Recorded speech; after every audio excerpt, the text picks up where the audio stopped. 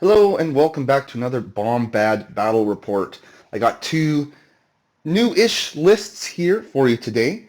Now, in honor of the passing of the late great James Earl Jones, I wanted to have a Darth Vader list, so we're going to go with Vader Kanan on the kind of rebel-ish side, maybe some sort of redeemed Vader.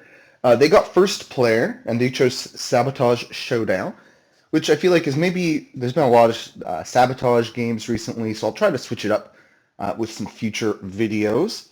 But basically, I thought I had better verticality over here with someone like Sabine and the infiltrating commandos. So they went on that side, leaving Vader for this side. And then the other list is similar to one that we saw in one of the full battle reports a couple videos ago, and that is a CAD Mando list, but I'm trying out Han and Chewie in it for the money instead of IG-11. So we'll see how that works out for us. So in case it's hard to see on the camera, we do have ingress points here, here, and here. And then we have a split level on this train. So the train bed is it's the same elevation as the ground, but it's also the same elevation as the top of the train. And it won't matter much here, but the top of this crate as well. So someone could be standing here, engaged with someone on the bottom and on the top, even though the bottom and top are different. So it's kind of a little half level. I find those are kind of fun to play around with. So the special ability is the extra healing, regroup, because it's secure the exits. Not going to do a whole lot for us, I don't think, in this first struggle, but we shall see. The rebels get to go first, and they get Ezra. Ezra's not terrible here. I put him on Vader's team because it gives Vader a little something extra to do on his turn, triggering Ezra's jump. I think what we're going to do, because Ezra has that jump, is we're just going to move and hunker him up behind the train here. That maybe saves him from a shot or two. He's still contesting. He can still take control of it. We'll go red for Team Rebel. Red for Rebel. And Ezra then can, maybe when Vader moves up on his turn, I'll put him in he's in the stance I want. Then he'll be able to jump Ezra up as well if need be. And of course the bounty hunters are going to take their two home objectives. So first we get Grief. And the bad thing is, because of where I put him, maybe I could have swapped him around a little bit. Let's say I did. You know what? Let's be a little generous, because I forgot to make sure he's within 4. So we'll pretend that him and Han were in different spots, which does give him range 4 onto this guy. Though actually, you know what we might do? It's kind of expensive, but we're going to spend 1. And, while I remember, we've already gone with Ezra, so we'll just do that. But I've got to do the Grief ability to put a bounty out on someone. So that's going to go on Lando and R2. That's good. They are very killable. So I'm sure that is going to get collected at some point. So we've made up for that. We've done that. So what we're going to do is we're going to... it's not called payday. It's called whatever. I expect to be well paid. Spending 1 force to make... this team should be a 5-force team. 1 force to make them bounty hunters for the turn. And then we're going to move Grief and then spend another force to dash a whole bunch of friends. And because he's not going to get to that Ezra objective. We'll be okay with that. Even if he could, his tiebreaker is not going to work if they're on the same level because they both have a tiebreaker. So we're just going to use him to kind of shore up our back objective, keep it safe. So really the deployment stuff doesn't matter too much in the end. So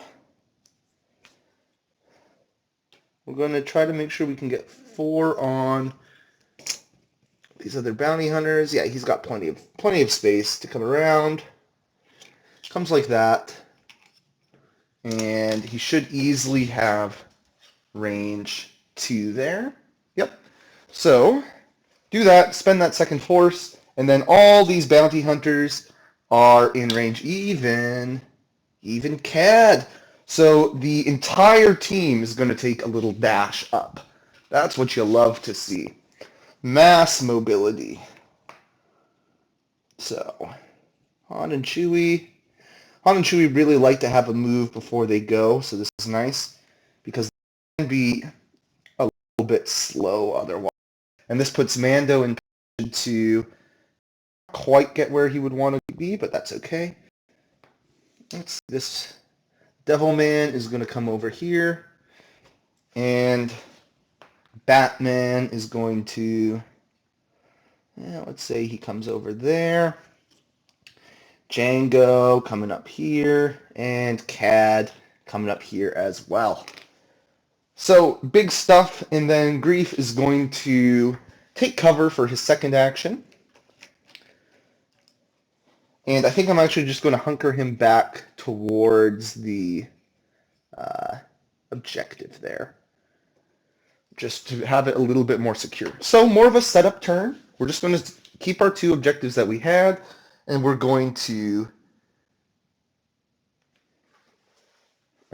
score 2. And now let's swap back to our Rebel team. They are going to go, and they get Vader, who would be a good guy to reserve just because then he can go a little bit later and blow somebody up, and he's already on the side that we control. Of course, that is going to set up a Greef Bounty Hunter move, which might come back to bite us. I'm not too concerned, like when I take him out of reserve, about getting shot by a bounty hunter necessarily, but the move might kind of mess us up. But we'll take that risk. You know, we'll maybe get to see Greef cook a little bit. I guess, I mean, Carl Weathers passed a while ago, but this is in honor of him as well, we could say. Let him cook. And Lando and R2. Ew. I don't know if I want to move these guys up all that aggressively. Because, like, sure, I can go put them up there, but then they are going to be really easy targets to murder, and I don't like the idea of that. So what we're going to do is we're just going to take cover.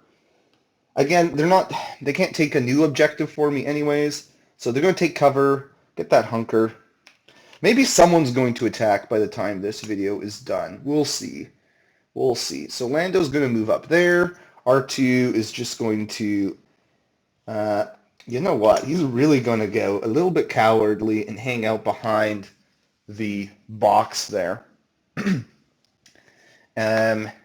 So, and you know what? Yeah, we'll keep Lando nice and far back too. So just really conservative with these guys. I don't want to get them killed too easily because they are vulnerable to being shot now. So at least this way, we have someone, while the rest of our army moves up, we have someone protecting our back objectives, which can be pretty important with something like Mando's reactive or identity. So 3 points for the Rebels. Cadius Bane. Okay, so he's got a range 4 gun. Speaking of hunkers, the Rebel commandos should have a hunker. You can tell I obviously was very on top of things when I set this game up, but I think we just go with CAD. We've already spent a good chunk of force, so let's not be spending more. I also put CAD on this side because I thought there was maybe a bit of a higher chance that he would get somewhere kind of unengaged. Over here, I think there's definitely going to be staying in a lot of engagement. So him and Django, I thought, were kind of better suited to go over here. So we're going to then advance CAD. So we spent 1 to rocket boots, and then we're going to advance him, and we're going to... His damage side is kind of enticing if I just want to maybe go for a nuke on these guys. And let's do it, because I might get a disarm, I might get a strain. That could be really good. So 4 dice into, or range 4, 7 dice into those back guys. So 7 on 7 though. Oh, he gets 5. What do 5 expertise on CAD? Okay, so we're looking at double crit and double hit. Not ideal. And luckily, no reposition. So they take out all the hits, but that's it. So double crit gets through, and I think that's 3 damage and a disarm onto the Rebel Commandos.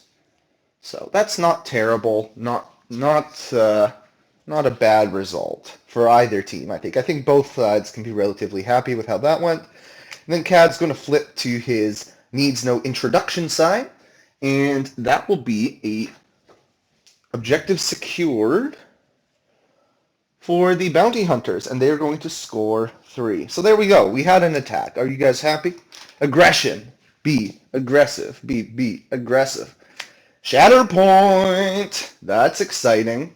I think we rock the Shatterpoint here with a good old-fashioned Kanan Jarrus. Does he double dash himself? I think he does. So he's going to choose himself with Wolf, or a man with 2 names, because he's in Pack Leader. I was going to say Wolf Pack, because they have a Pack Hunter ability. They're obviously called Wolf Pack. And I was playing a game with them earlier today, which may be on the channel already, or may be coming to the channel after this game. I don't know yet. So keep an eye out if it's not posted yet. 7 dice into CAD. So double dash from Kanan, 7 dice into Mr. Bane, and might as well coordinated fire 1 damage onto Bane because I don't have a strain. No strain, feel my Bane. That's what they all say. 4 expertise is going to be double crit and reposition plus 1 natty crit.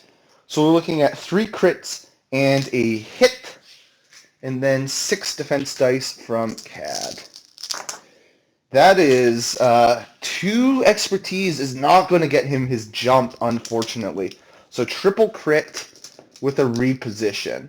That is going to give a shove that we want. The question is whether we want to do a double shove. I think the answer is going to be no.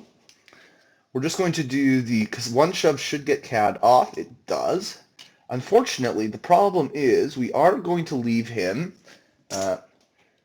unengaged to end this all off, which is kind of what CAD likes. But I think that's fine. Perhaps. I don't love it. CAD could get around our Kanan triggers. Oh, maybe I should have gone up. I forgot. I'm really not used to playing Kanan with Vader, so I'm used to shooting with him so much. But I got to remember that melee is also really strong for Kanan here. He's going to, so I did just the single shove, so we'll call it 5 damage and a pin. And Kanan gets his reposition from his expertise, which he'll use to hit the ladder. And I still have an action left, because I wasn't expecting to get the reposition, so he's just going to take cover and go up there. And that is, actually, you know what? I think it's actually better for him. He will not take cover. He's just going to hang. He's not going to move, because my thinking is, this way, if I get shoved, if I get that reposition dash, I can, or reposition dash, if I get the expertise dash, I can come back to the ladder, versus if I come up here, maybe I get shoved this way and I can't get back to the ladder. So we're going to stay where we're at, take that hunker, and call it a day for Kanan. So decent Shatterpoint. I guess I could also, if I really wanted to be aggressive, I could send him out that way. But I feel like Kanan diving into the heart of the enemy, not really what I want to happen. They score 4. Bounty Hunters would really like to get a kill here, because they have already used up a bunch of their force. What do they get? They get their own Shatterpoint. Highly, highly interesting. I'm honestly kind of looking at Han and Chewie as an so they go this way. They try to nuke. They try to nuke Ezra, perhaps, and then I would get a force regen from their ability, and then a force regen from CAD. So that just leaves me in a pretty good spot. I could go with Cad because I would get the Shatterpoint to remove his pin, but I don't think that feels very good, trying to shoot into Kanan and all of that. Obviously, Django, I could focus maybe. I don't know if focus would get me into range. It might. Just tight. I don't know if focus would do it, but I would have a force. But again, then I'm not getting the kill, and then I'm spending maybe my last 2 force for capture wire and all that. And capture wiring, then I'm engaging CAD, which I don't love. Yeah. I think Chewie and Han and Chewie might be the best just to get us this objective. The problem is we've got Vader sitting right there, ready to murder us in response. But then we've got, if he comes up and kills us, we've at least got the Mando. So we'll see how it goes. Han coming up here, and then Chewie is going to come up to here so that he can see Ezra. The question is, do we want to go and engage Ezra so that he loses his hunker? I think we will. So we're gonna. That's spending more force, but as I said, we might get the kill here. If we can get a kill on Ezra, that helps. Though then maybe Kanan kills Cad, which isn't great. But we're kind of in a tricky position here, I think.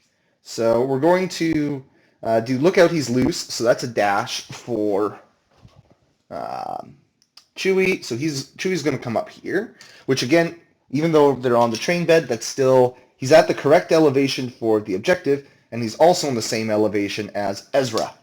So Ezra will lose his hunker wherever he has it. That is... yes, of course, Ezra's a rebel, so he should be over there. Cool. And then we're going to start with a shot, I think, because their shooting expertise is actually better than their melee. So if I can shoot, shove him away, and then shoot a second time, that would be nice. So 7 dice, Han into Ezra. That is going to be, 2 expertise is the good stuff, because that's 3 results. So 3 crits and 3 hits. 3 and 3. Ezra rolls, so he blocks the 3 hits, but he doesn't get an expertise dash. So just 3 crits down the tree. I think we're going to do 4 damage with a pin and a shove, because getting that pin on Ezra is pretty nice. And 4 damage is good. If we can just do that again, then we will get our wound. And just really hope that that Cad is able to survive an attack from Kanan. So we shove Ezra back that way. Then we are going to, no pre-measuring, this is what I meant to look at. We're going to shoot again. So shot with Chewbacca. That is, again, we get that 3 expertise is not as good, so we're just looking at 2 crits and 2 hits. So a big step backwards, 2 and 2. That might still be enough, we'll see. 2 crits helps. Okay, so the 2 hits Ezra blocks, but again, he's not getting a dash. So, unfortunately, that is not going to get the wound. Sorry, I forgot to do the second half of Lookout He's Loose. Because that, after this move is resolved, if he's no longer engaged with anyone in the unit, he gains disarmed.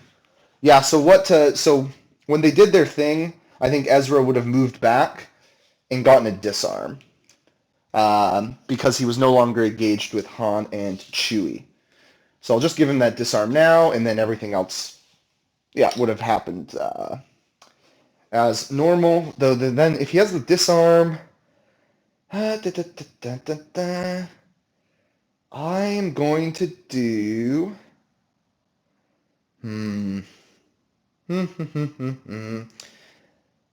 I guess I'll do 3 more damage and a shove. So unfortunate. I was really hoping to get that wound there for some force regen, but at least we're popping Ezra into a corner. So that's handy.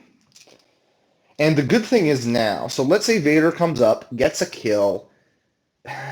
We're still in a spot where Mando will be able to come over and save this objective for us because Vader is not going to be able to jump Ezra up because he's pinned.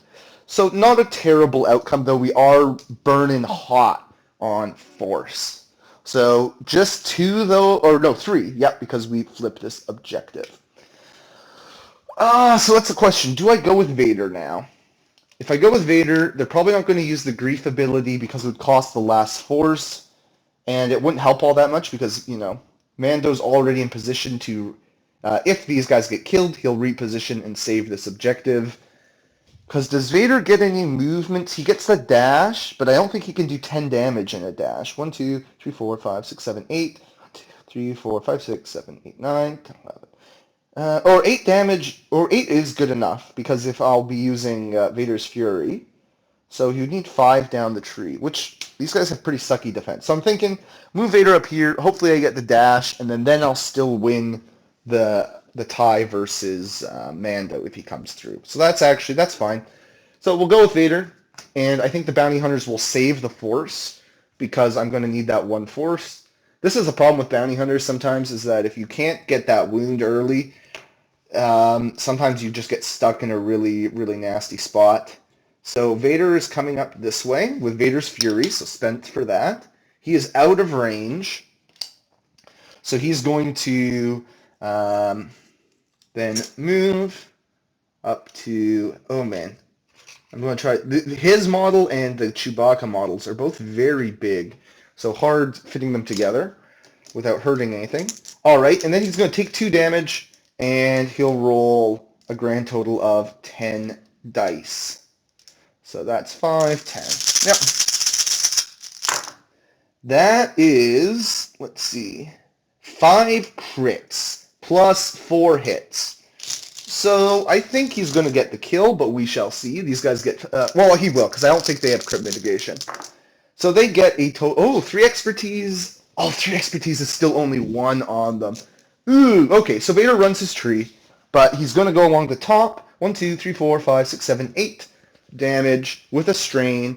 He gets a shove, but I'm actually going to keep Han there just so that Mando, I don't think Mando can get to that spot, but it keeps that spot a little bit more free. Maybe I should have moved over here, meleeed. But then I don't think I would have been able to dash up. Because that's the thing, because now I'm in dashing range of this objective. So Vader will come on up there. Shaboom, shaboom, shaboom. So I get momentum for the wound. I'll put the strain and 10 damage on Han and Chewie. They get the wound. Then Mando has nothing to heal, but he'll still come up this way and kind of get into a better position, which will then I give another hunker to grief. Oh, I might run out of hunkers here. I must have more hunkers. How can I be out already?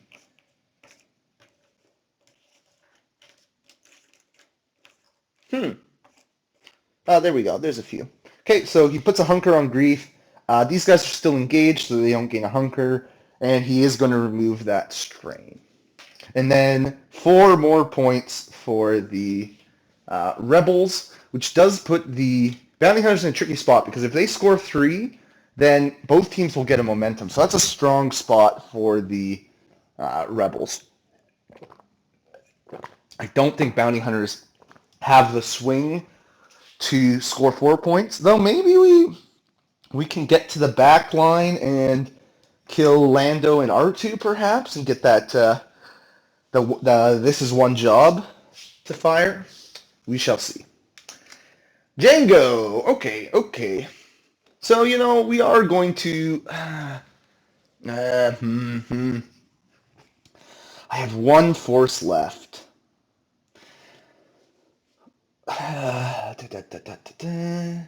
Okay. The question is, do I... So with expertise dashes, the Kanan expertise dash would happen before my capture wire, if I get it for free from the tree. Which means Kanan could move here, and then could I still pull him off? It's tight. It's tight. And I'll take deflect damage. Versus if I just do it now, I could pull him, but then he's going to be engaged with CAD. What are the odds that I get 8 damage on Django? Pretty low. Pretty low. And actually, 1, 2, 3, 4, 5, 6, 7. If I get 8 damage, I'll get 10 damage. So there's no world where I need CAD on this particular turn in order to take care of Kanan. Because there's... If I get it to a spot where CAD's 2 extra damage would help, then Kanan's just going to be dead anyways. Oh, Django is just short. So I think I pay 1 now for the capture wire, unfortunately. And then I just hope to get 3 down the tree against Kanan. So this is not going great, if I'm being honest. So capture wire... Ooh, hold up, actually. If we're looking at that, trying to make sure my big head's not in the way. There we go. Okay, we will be able to pull Kanan this way, at least. Which keeps him out of engagement with CAD, which we like. Kanan becomes pinned. And we're going to shoot him. Ah, he does have that hunker. Is he still within 1?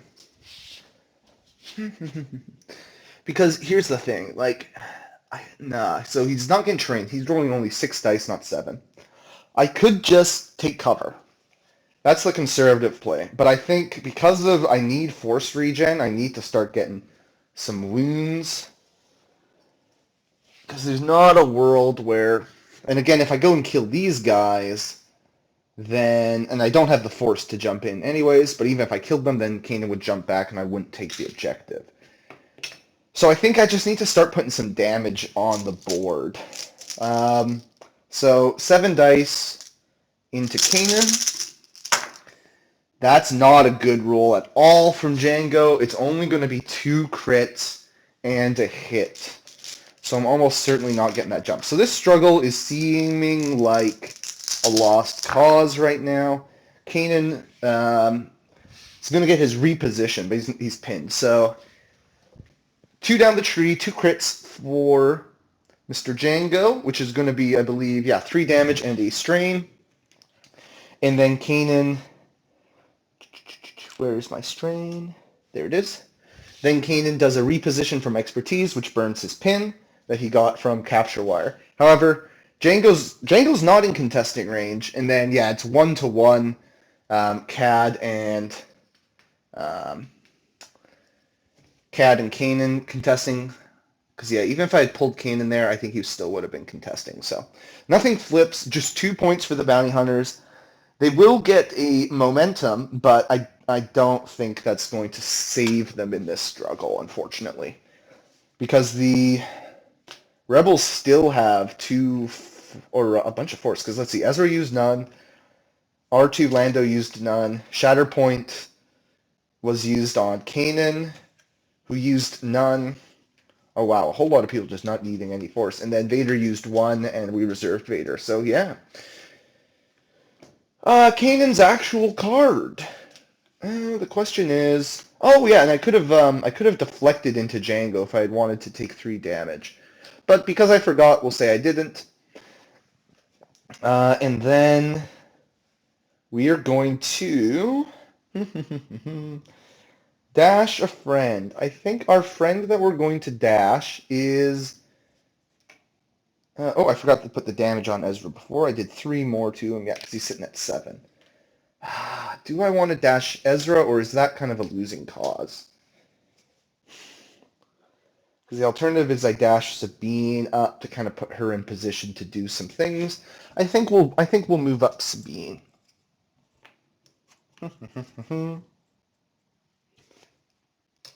And then Kanan could get a dash, but I will forego that so I don't trigger the strain.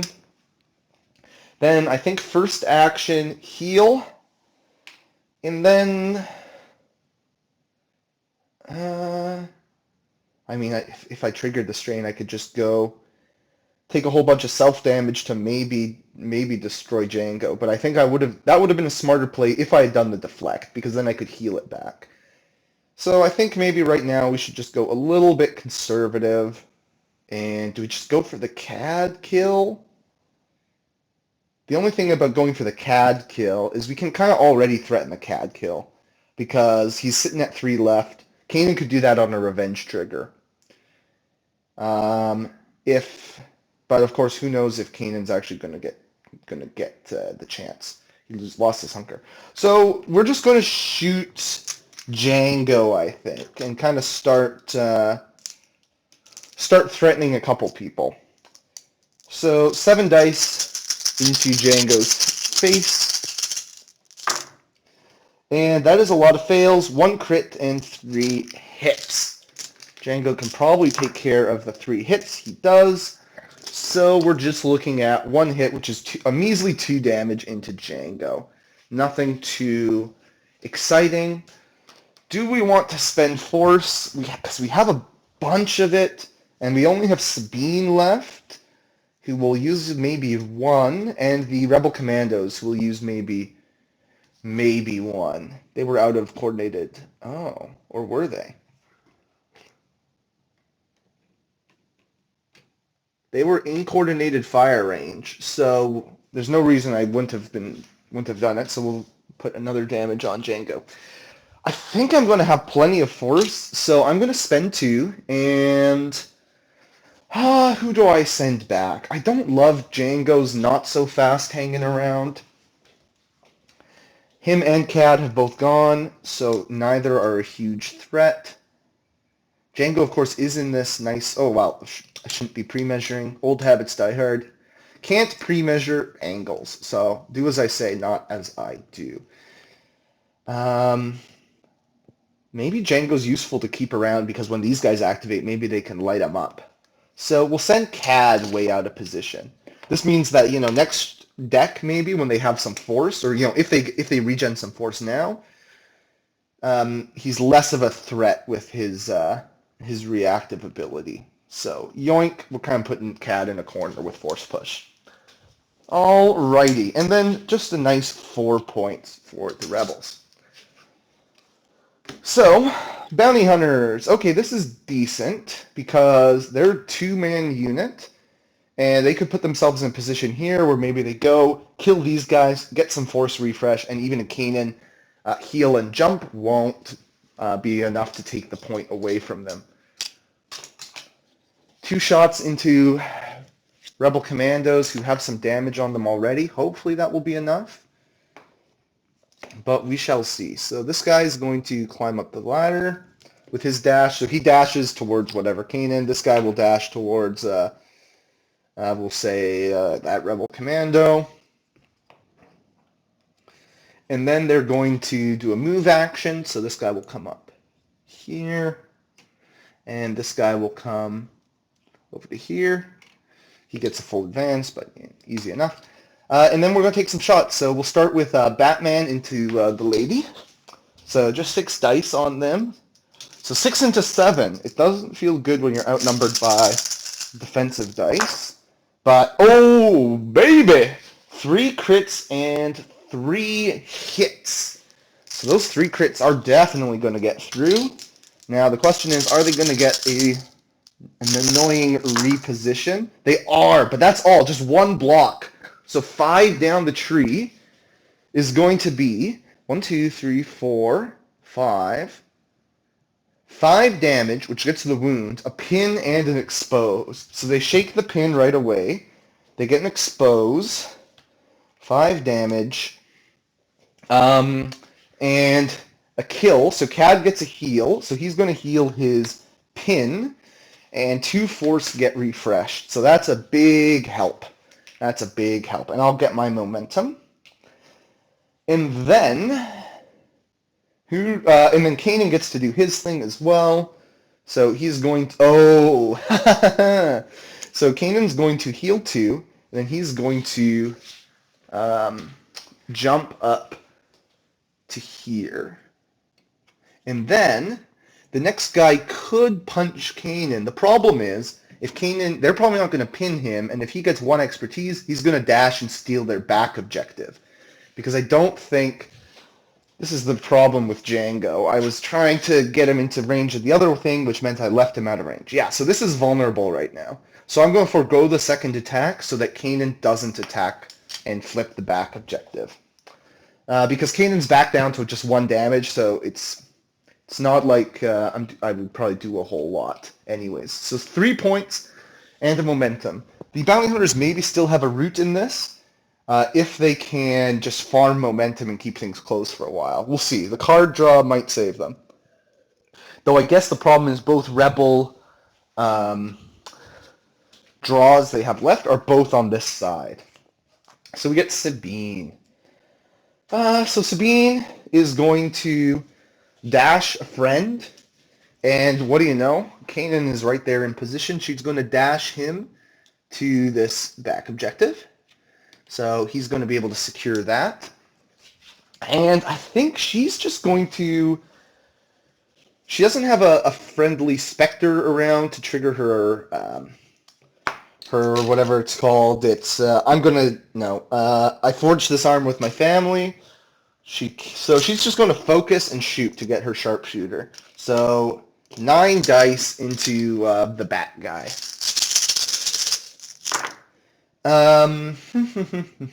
Those are all fails. So we're looking at a crit and 5 hits. So 6 results. They're going to roll 5 dice. They block 4 of them. So just 2 down her tree is going to be... The shove isn't going to do a whole lot, so we'll just do 3 damage and a strain. But we're still going to score our 4 points because of Kanan moving to that back objective. So 3 and a strain on those guys. So he flips that. We score 4, and we are very close to winning with the Rebels. Bounty Hunters, here we get Han and Chewie. So right now they are engaged with Ezra. Or they're engaged with Vader. Do I? Maybe I go try to kill... So here's the thing, right? I flip an objective and I score... Oh, this one should be flipped. And then I score 3, and then if I can kill Han and Chewie, or if I can kill Lando and R2, then we're looking at 4 with a momentum. The question is, do I want to go that aggressive, or do I want to save the grief ability for maybe a later round when I'm potentially in a better spot? Because I still only have 3. Let's see, they've got Rebel Commandos, so they can probably next turn take this. Even if I score 3, then they're going to score 4. So if I get 4 with a by using the grief ability, then next turn they're probably just going to score 4 on objectives, get their wound on these guys, and that will be that.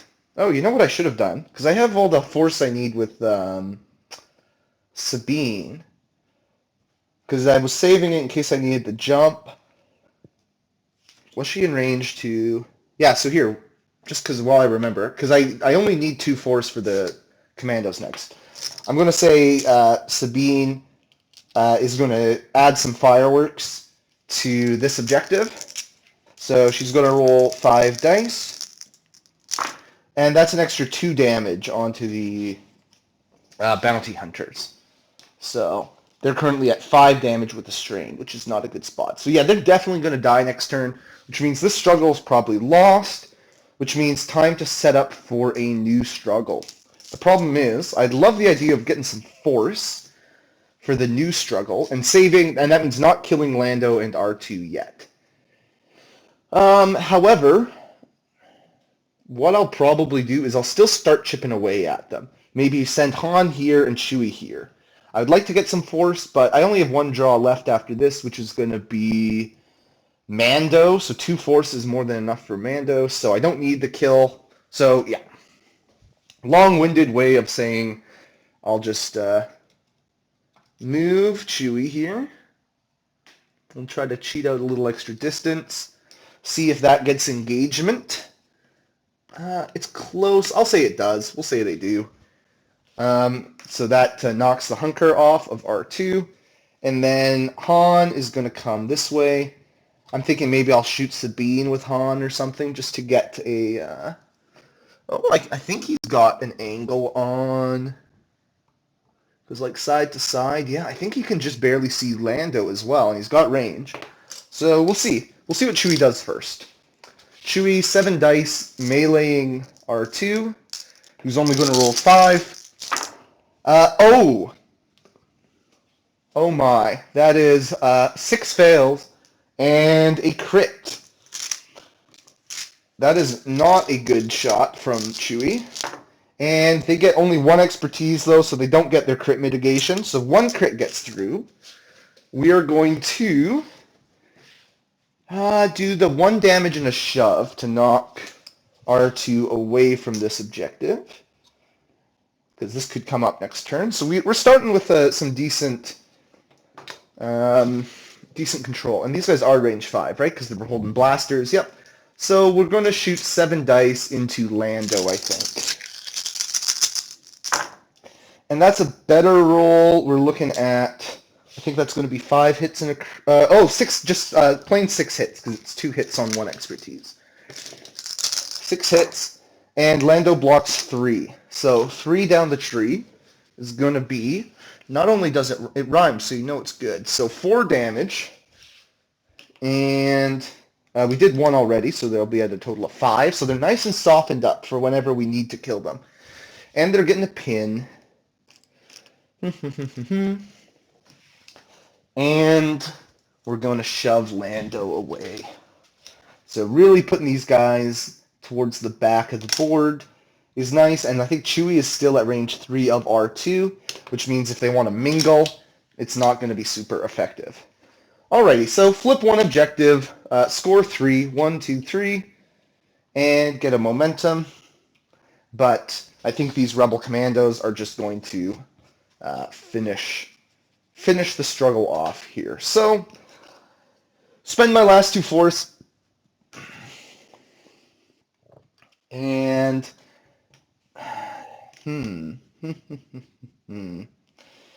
yeah, this guy's going to come up here, and then this guy is going to, the other guy, who do we say next? It's Mando. I'm just thinking about that center objective and how I want to approach that next turn. This guy's going to... So this guy should have been coming just outside of range. Yep. And this guy's going to come down here. And we'll start with a shot into the... so they get their focus and they get a hunker. And we're going to shoot...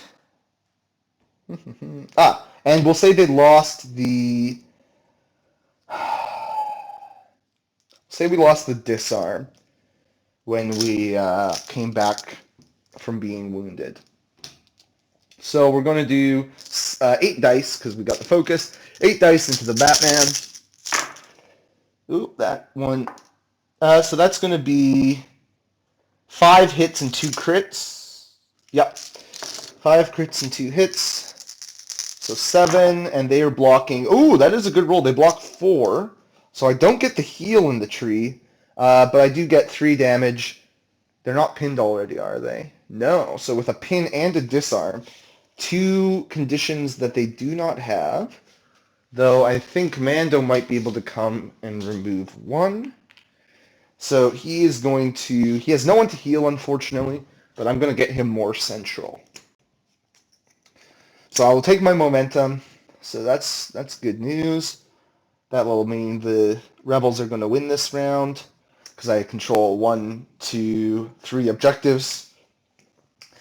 Mando comes up here, and it's close, we'll say that's it. He will remove a hunker from those guys. They also, or remove a condition, so we're going to remove the disarm.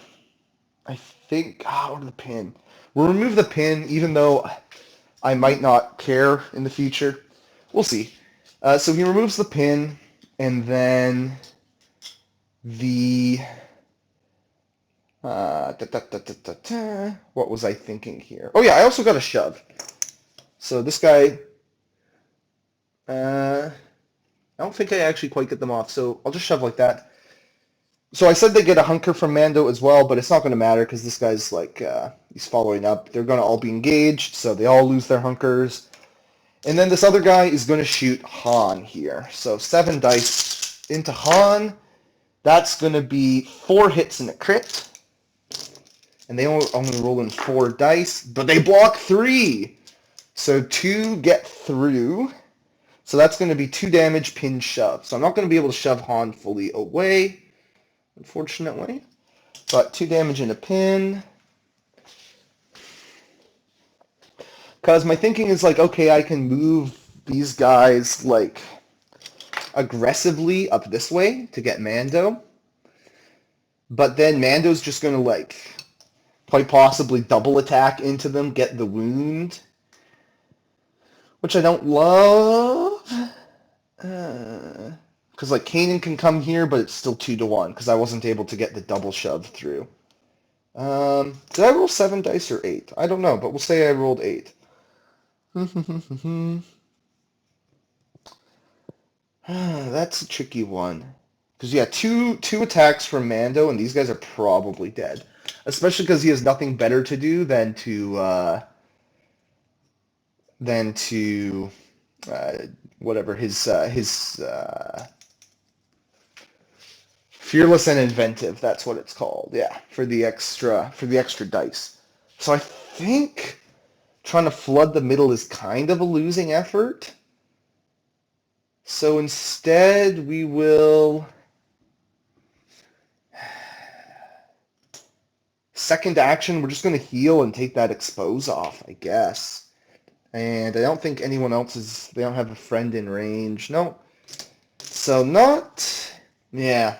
We'll see how the second struggle goes. So I'll see you guys again in a minute for the second struggle. All right, welcome back. So we have got struggle 2 here, and it is didn't expect a welcome party. So that's the line, and I essentially could choose this line or this line of objectives. And I went for this one because I can basically guarantee that I'm going to start with all the objectives. Because Mando can go, he's going to be able to push Kanan away and take that fort himself. The problem is he is a little far away, but that's fine. So we flip Mando, and we are going to spend 1 force, do a dash, and shove Kanan. But it's only a range 2 shove, but that's fine. That's enough. I could try shooting Kanan if I really want to, but I don't think that's going to turn out well for me. I don't think I can get Kanan. Well, now I can't because I shoved him behind a building. I could move and shoot if I want to, just because I've got CAD there for some extra damage. But I don't think that's the best use of resources. I think I just want to, get some damage on these rebels. Because with only 5 dice, they shouldn't get their reposition. How easily does Mando pin? Not easily at all, but we'll take a little bit of a chance. And I need to roll for double, actually. So the fail is going to be Chewie's objective. Okay, so 7 dice into that commando. That is a decent roll. That's 3 crits and 3 hits. Not bad at all. And the commando, they got 4 expertise. So they will get a reposition, but all they got was 4 expertise, which means Mando is going to be going 5 down his tree. 1, 2, 3, 4, 5, 6, 7, 8. I could get the wound, but then Kanan is going to be able to jump back onto this objective. So I think 1, 2, 3, 4, 5, 6. So we're just going to stop after 4, going along the bottom of Mando's Bring You In Cold tree. And that's going to be 6 damage with a strain, so that they're not going to reposition because they don't want to proc the strain.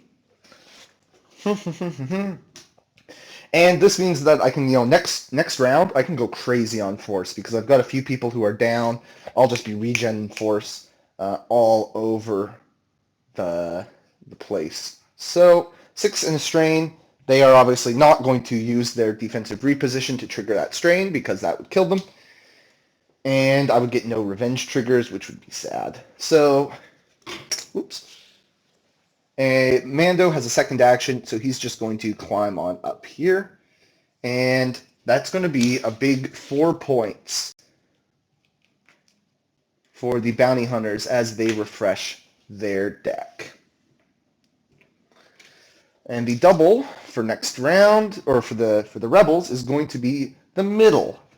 So they are a little bit vulnerable here with Han and Chewie being, I mean, they have 8 damage left, but they do have pretty trash defense. So if I'm able to wound them, that could be an easy way to take back 2 objectives and maybe start farming some momentum. I do have a small problem, you could say, which is that Ezra is still very conditioned up because I never targeted him with any dashes, which does mean that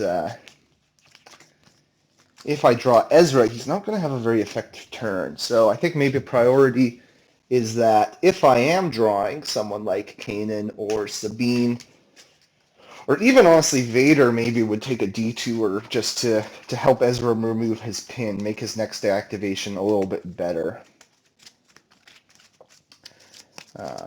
Sorry, I should have shuffled this deck earlier when it was the Swap-a-rooney on the struggle. So, Rebels get Vader!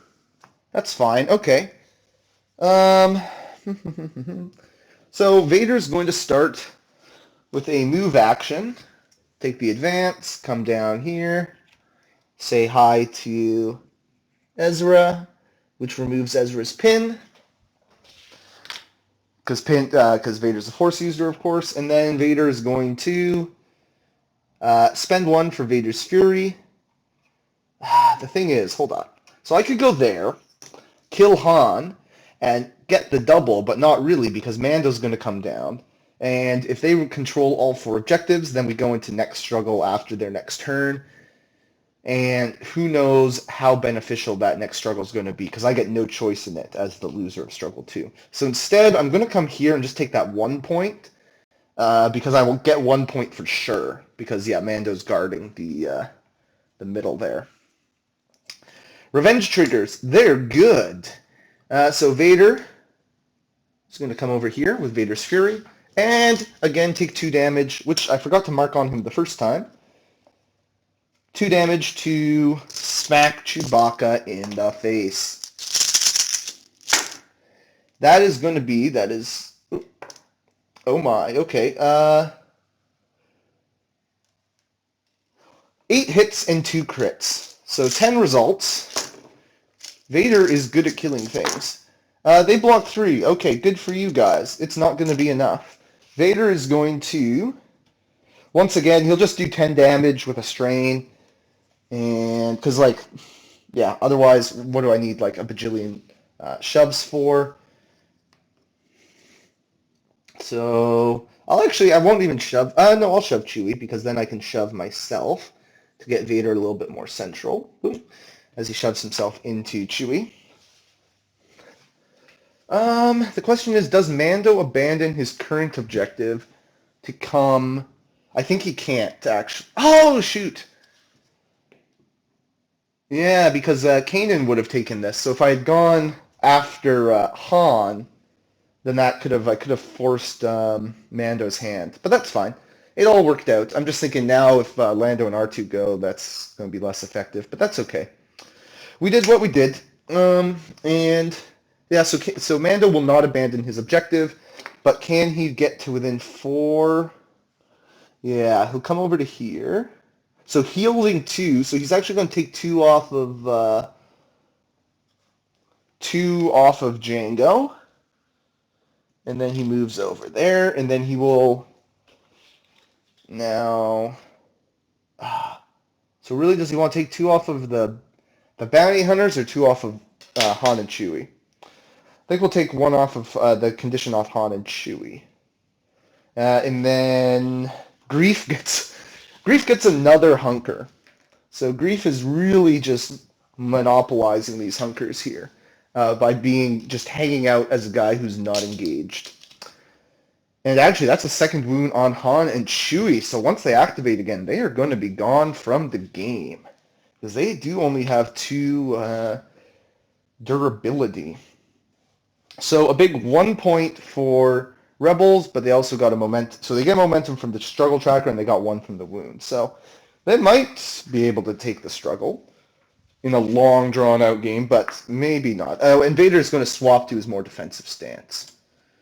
Expertise is going to be the middle again, so that's good. Mando. I think Mando's one that if we go into Struggle 3, we're going to want him early. So I'm actually going to save Mando, because I think a Force Refresh shouldn't be an issue. So spending 1 to reserve him, I'm not too sad about. And then we get Cadius Bane. What can Cad do?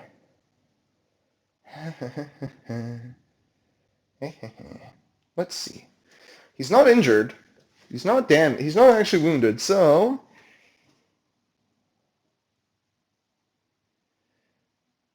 maybe I should have been spamming his jump ability to kind of get him back into things. Well, spamming.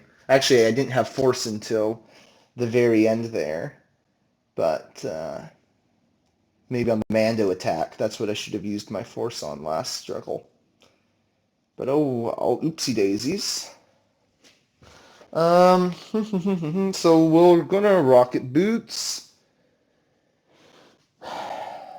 And then we're going to, I think now's the time to just grab a couple wounds. Because like Kanan, like if now is when we wound those rebel commandos, Kanan jumps back up here, whoop-de-doo, who cares? So we're going to put Cad over here so that when Mando comes back, or when Kanan comes back, we could still leave with Mando as a revenge trigger if we need to. So where's my range 4 tool? The question is, can I get up here and get range 4 on this commando? I think so. So we're going to advance Cad. He's got plenty of space. He's going to try to stick in that nook right there. We'll say that's range 4. Yep. And he's guarding his own home territory, home objective. So we'll stay in this stance, I think, and just toss 8 dice at that rebel commando who is on the verge of death. And Cad is going to get 4 hits and 2 crits, which should be more than enough. They block 3 of the hits, so 3 down the tree for Cad is going to be, he doesn't need to jump, so he'll take a heal.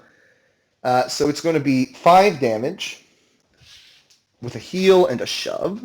So that is going to get the wound on them. So they're going to be removed from the game. I'll get a hunker. I'll get a momentum. I'll do a shove. Try to knock them out of position. And then Cad gets to heal another one. And he'll heal this off of himself. Puts him down to 4 damage, which is maybe he survives one shot now. And then I give a fresh 2 force, because Cad's obviously a bounty hunter. And then score 3 points.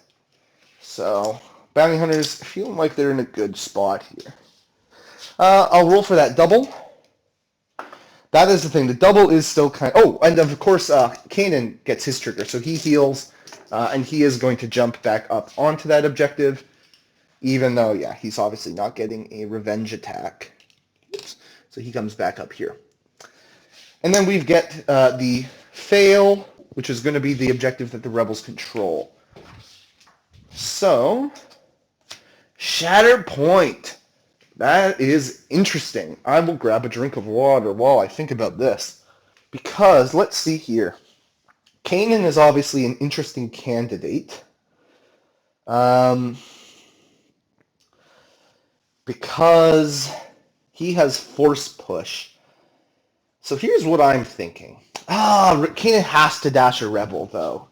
So that's not... Oh! That might still work. Sabine might be in range. Yeah, I think she might be. Because if I go with Kanan... Oh, and the special ability is a force refresh, I believe. Yeah, it's force refresh on this one.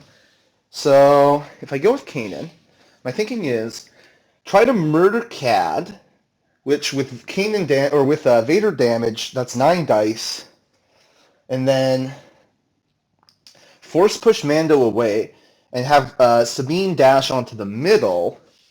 Murder. But murdering Cad will trigger Mando. Can I? How far back can I shove him then? That's the question. Because if I can shove him back there, then Mando's reposition is not going to be helpful enough. He might not even, I don't think he would even reach the ladder. So that's actually okay. We're okay. We're doing all right. Yep, so that's fine. I just have to force push him first before he goes that way. Okay, so we're going to first see. So we will go with Kanan. We will refresh 1 force. So we're back up to 7 force. So we are swimming in force. Sabine will move up that way. Oh, yeah, I think she's got it. I think she's got it pretty easily. Yep. Which means Kanan gets a little dash. So he's just going to wiggle a little bit, get slightly even better angle to spend 2 force and shove Mando away. Whoop. Missing those barrels. And then, yeah, Mando's reposition is not going to be far enough. And then we're going to focus and take Vader damage as we throw 10 dice into Cad. I mean, I could not so fast Kanan here with Django, but I don't. Yeah, Django's not going to do anything. That's not... I was going to say that's not a good use of force, but I might have tons of force this round. So maybe I have to do it just to hope for like a spike. But Kanan is about to heal. Question is, what do I use this force on? Bounty Hunters might need it. Django might need it. Grief might like it. Let's live a little. Let's spend 5. If I come to regret this, then so be it. That's 3 damage into Kanan. So he's going to be at 5 once he takes the Vader damage. So that's a half-dead Kanan. So focus, Vader damage. We're looking at 10 dice into Cad. That is a really decent roll in melee. 4 expertise, unfortunately, is not going to give me more than 2 results. So just, but we are looking at 4 crits, 3 hits, and a reposition. 4 crits, 3 hits, and a reposition. And Cad is rolling 5 dice in melee. So Cad is going to block 4. So 4 crits still get through, and I think Kanan won't be able to get a heal, but I think, yeah, that's going to be enough to kill Cad. So 1, 2, 3, 4, 5, 6, 7. 7 damage into Cad Bane. I'll just toss a 5er on him.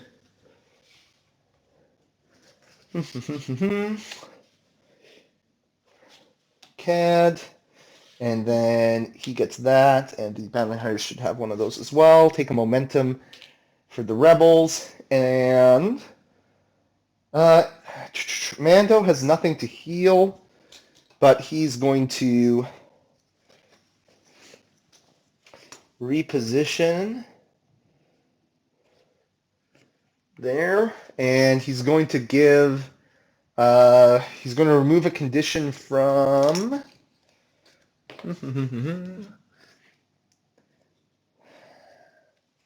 yeah, he's out of the Bounty Hunters. So he removes a condition from Han and Chewie, so he takes off their pin, and he gives Grief another hunker, because he doesn't have enough, obviously. So, this side flips thanks to Sabine. This side flips thanks to Kanan. And we're looking at 1, 2, 3, 4 for the Rebels, plus a momentum. So that might be the turning point that they needed, because now they control all the objectives. And, yeah. Okay, so fail is going to be back on the Vader objective, which is honestly probably the one of the tougher ones to take just because of that angle that Vader's at. So let's see. If I go with Mando, Mando can only flip one objective, and it might honestly be hard for... Yeah, he could get that Vader double. I'm thinking, if I don't get the double, what else could I get? If I don't want to go with Mando, who's in reserve, if I get someone like Grief, is that... Grief could actually be pretty good, because maybe he can move up. He can move up, win the tie with Sabine, and move two bounty hunters, so you can move Mando and you can move Jango. So that Grief's actually pretty decent there. We could get Han and Chewie, which is not great, but they might be able to take two objectives at least. So that's not terrible. We've had Cad. Jango is not great, but he feels like he's probably just as good as Mando. Maybe, yeah, a little worse. Actually, he might be better because Mando, he could pull Kanan away. Mando's still here. So Jango's actually not too bad. So basically, a lot of people seem fine. So we're going to keep Mando in reserve. Han and Chewie, no. Okay, so basically, how easy do they double shove? Because they shove pretty easily, but double shoves, they need 4 down the tree. Because I'm going to need a double shove if I knock Vader away. So what I'm going to do, but I would like to also have an attack into Sabine, because otherwise I take this objective. Well, I won't take it. If I don't shove her away, I won't take this objective. So we're going to do a move first. So we're going to stay out of engagement with Sabine, and then Chewie's going to come up this way. So the plan is, hopefully Chewie can get a double shove on Vader, which gets him away, and then we can shove Sabine, take 2 objectives. If we fail, and Vader gets shoved, once, then we have to shoot him a second time, and if Vader is still there, then we have to use a force ability, to move Han back there. But anything that happens, we should be able to take the double, but I would like to take not only the double, but the middle as well. So, 7 dice, and we're starting with a punch on the Dark Lord of the Sith, who does have riposte, but we don't really care because we're going to die anyways. That's really good. 8 results on 7 dice, as we're looking at 2 crits and 6 hits. That is what they need. They need rolls like that. So 6 dice from Vader. And actually, no riposte because they had no fails. Vader is just blocking 3, and I said 8 results, so they're getting 5 down the tree. That's good. That's a double shove. So 1, 2, 3, 4, 5. 5 damage with a pin and a strain, which actually puts Vader at 9. So if he triggers that strain, he's going to become wounded. So that's a great roll from Chewie. Chewie doesn't like Vader. We're going to shove him like that. And then, yeah, we'll just shove him like that, keeping him away. Which means, because, I didn't mess things up, right? Yeah, Chewie's not engaged with Sabine. Which means Han gets to shoot at Sabine. So that's going to be 7 dice again. Hopefully he can have similar results. That's, again, no fails. And 3 expertise is going to give 3 results. So a crit and 6 hits. So 7 results.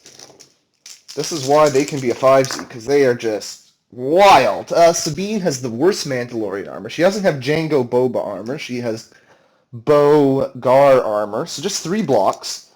So 4 down the tree against Sabine. And we'll do the double shove. Pin, 5 damage down to 4. But the pin makes it harder for someone like, Kanan to move her back into position, which is good. So 4 damage after protection, and then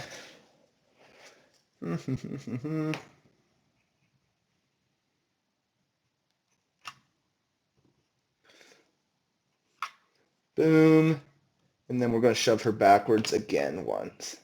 Okay, so there's a moment I thought the bounty hunters had to struggle, And then it was looking really bad for the bounty hunters, and now it's looking not too bad for the bounty hunters again. Because they will flip this. They will flip this. Unfortunately, Han and Chewie do go away, but they score 3 points. So that's not too bad. Block is, unfortunately, the one that the rebels already control. What do they get? Darn. That's unfortunate, because even though Lando and Chewie are not great, they are fine for this job because they are going to spend one force to mingle. So R2 will shake the pin, and Lando will advance. Second action, or then, first action, because that was not an action. I don't think I can get somewhere where I can heal Ezra, but we'll just move R2 like that, and we'll move Lando like that, and then we'll just take a heal and take 2 damage off. So, they just moved around, but they flip. So that's the downside of Han and Chewie evaporating, because we did the Shatterpoint on them early, and then they got Vadered. Probably should have thought that one through maybe a little bit more as far as the scenario, because they were right across from Vader when I chose to Shatterpoint them. Maybe got a little too much tunnel vision trying to win Struggle 1. Get back from that early deficit. So 4 points and a 4 points and a momentum for the Rebels. But again, these guys are easily killable, so we'll see what happens. The double is going to be expertise, which is the middle. So once again, Mando can just basically score one objective. So we're basically in the same situation as last time. So I'll put Han and Chewie over here. And we get Jango. So I think the play here with Jango is focus. Come down here. Here's the thing. I want to capture wire Kanan. But if I capture wire Kanan, just to try to steal this objective, but I'm probably going to have to get the kill here on Lando and R2, which will mean Kanan gets to heal and jump. So maybe, and then he can, which means I might not get the double. So maybe I need to save the. I'll have 2 force though, right? So. Question is, do I spend 1 force now knowing I'm going to regen a bunch of force? I need 4 damage, which means I need 3 down the tree, or 2 down the tree with 1 expertise because I'll be in melee. I'm not going to get too greedy with force regen. I'm just going to, I'll focus, come down here. So my thinking is whatever Kanan does, hopefully with a pay 1 to jump and then pay 1 to capture wire, I'll be able to mess up his day. So focus, and then I'll throw 7 dice in melee.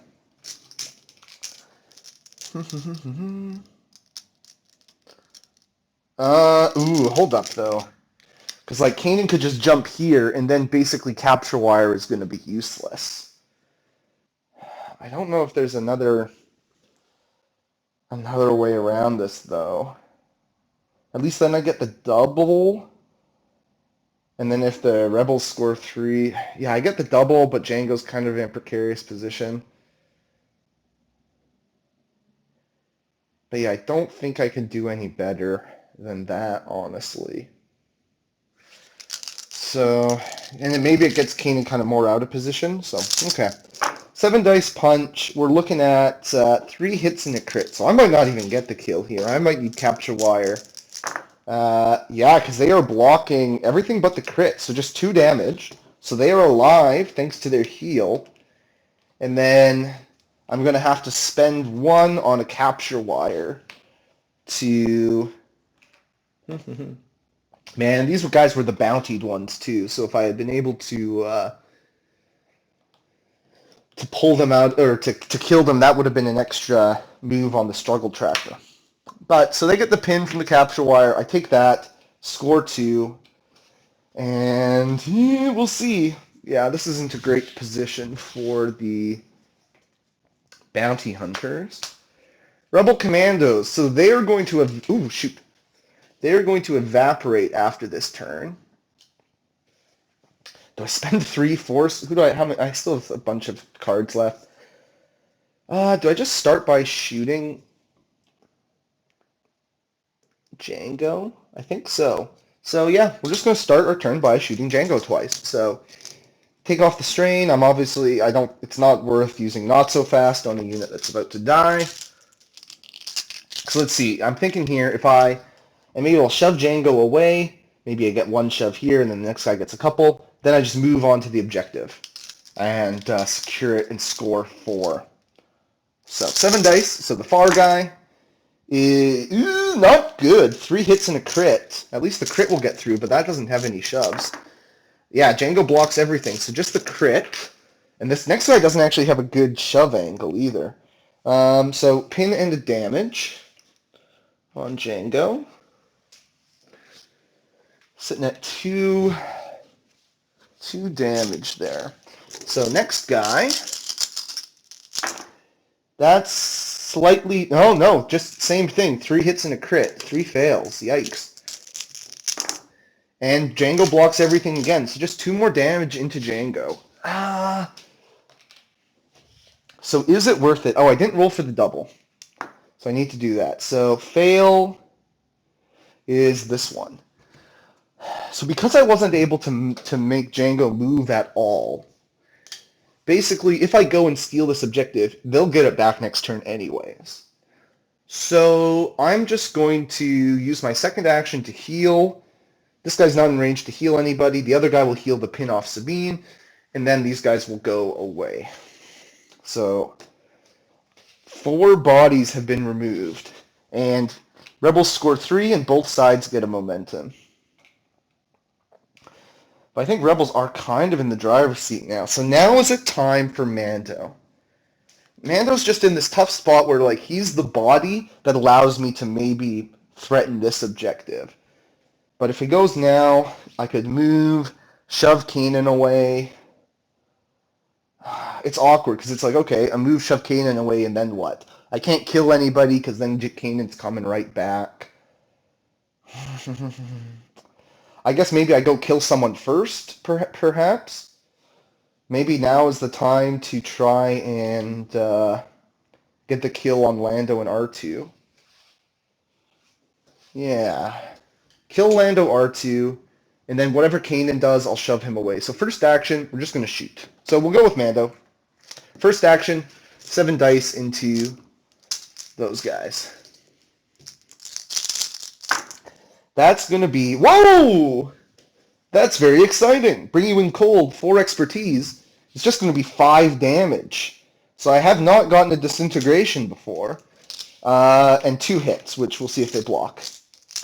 So yeah, they blocked that, but 5 damage from his Amban rifle is just going to really pop Lando and R2. So take a momentum for that. Then move it the Struggle Tracker 1 because of Grief's ability as they collect the bounty.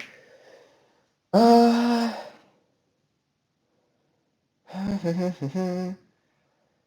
then...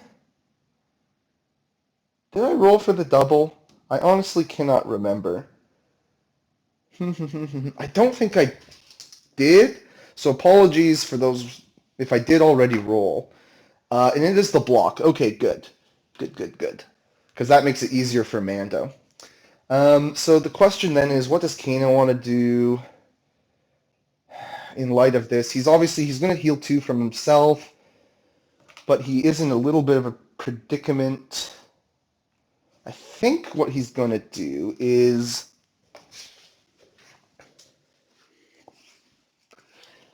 he's basically going to stay where he is, because that's going to force Mando to... Yeah, Mando will come here and shove Kanan this way, which will then maybe put him on the objective. So Kanan's just going to stay where he is. Oh, actually... Yeah, because if he comes here, then Mando can shove him that way. So yeah, he wants to stay in a spot that will keep him more central. So, Mando will pay... So I refreshed 2 force, actually, with Cad. And then Cad can't heal himself. He'll heal 1 off of Django. He'll heal the Does the pin really matter on Django? I'm going to heal 1 damage because maybe Mando can heal the pin off of Django later. And this keeps Django alive a little bit longer. So then Mando's spending one of my refreshed force to come over here and shove Kanan away. And I'm going to try to make it... Yeah, I think I can make it so that Kanan kind of comes into no man's land where he's not contesting that and he's not contesting that. Perfect. So we flip that objective and we're going to score 3, and we're back in business with these bounty hunters. This has been a very interesting game. Hopefully, at least. I've been having fun. Block. So that's the same spot. And, oh yeah, I should take the Commandos card out. And Ezra. Ezra, who is very near death right now. He can move up here, jump, take a shot at Django. The thing is, if I only score 2, then this round is pretty much over. And he's disarmed right now. So let's do this drill again. If I don't go with Ezra, what am I going to have? Okay, that's the whole Vader squad, basically. So I would have anyone in Kanan's squad. And I've actually already gone with the Commandos. So all I have left is Kanan and Sabine. And both are actually really, really good. Because Kanan could... Because Sabine can move Kanan back up... Oh, sorry! Yes, there was a critical last part of Mando's activation. I was like, wait a second. Mando had 1 more action left, so he climbs up here. That is a very important part, because it was like, wait a second. This objective should not be so vulnerable. So yeah, so that's less useful. So Sabine could potentially just like move Kanan, focus and shoot to try to knock Mando away, and then score the double. Or alternatively, if I get Kanan, that's probably the best case because he has force push. So maybe I can force push Mando and get a kill on Django. So yeah, we're gonna pay 1 because we got a decent amount of force left still. So we're gonna pay 1 and reserve Ezra. Kanan, here we go. And remember, because those Commandos failed so hard, they did heal the pin on Sabine. So she's going to come this way. And then Kanan gets to dash. So he's going to dash this way a little bit. And then he's going to start by basically the same drill as last time, where he's going to shove, and by shove I mean force push, Mando into a location where his revenge trigger will not be so useful. So we're going to send Mando to the Nether Realms over here. And then we're going to take 2 damage from Vader and throw 9 dice into Django. Because Django needs... Or do I flip to the other side? No. 9 dice into Django, who has... Okay, so I need 4 successes. Oh, no, 3 successes, because I can double up the pin. I think I can get 3 successes, but we will see. Oh, famous last words. 2 fails, 5 expertise is going to give me double crit and a reposition. So 2 hits, 2 crits with 9 dice. Django blocks the 2 hits. Though this is, I mean, we don't get the wound. We will get 3 damage, but I think this is still salvageable because this goes away. And I'll replace it with this instead. Because we can basically shove Django into Lando R2 there, or Lando, which will put him out of contesting range. Then we bring Kanan back up the ladder, and then he still does have a second action, because I didn't focus because I thought I might need the move action to get up there, because like if Mando comes here, I have to be on the right level. And then I guess I'll just heal 1 off of Kanan. So we'll put him at 4. So we didn't get a momentum for wounding, but I guess that's fine because we score 4, and that puts it up back on the middle, and both sides gain a momentum. So the rebels have filled up their side of the momentum track. So they can't benefit from momentum anymore, but they do secure 4 objectives, which is quite handy. And as a reminder as well, this back objective, no one's on it currently. The rebels still have it, but you might not see on the camera. There is R2, but he's wounded. So who do these guys draw? Bounty Hunters. And we should roll for the double. Block, so it's this one. Unfortunately, that's the one that's hardest to take. Let's see, if I score 2 with the Bounty Hunters, Sabine's almost certainly going to be able to score 3 next round, which would give Rebels the win.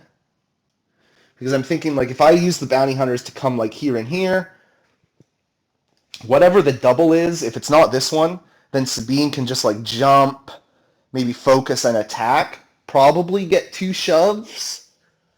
She can also move Ezra. You know, if this is the double,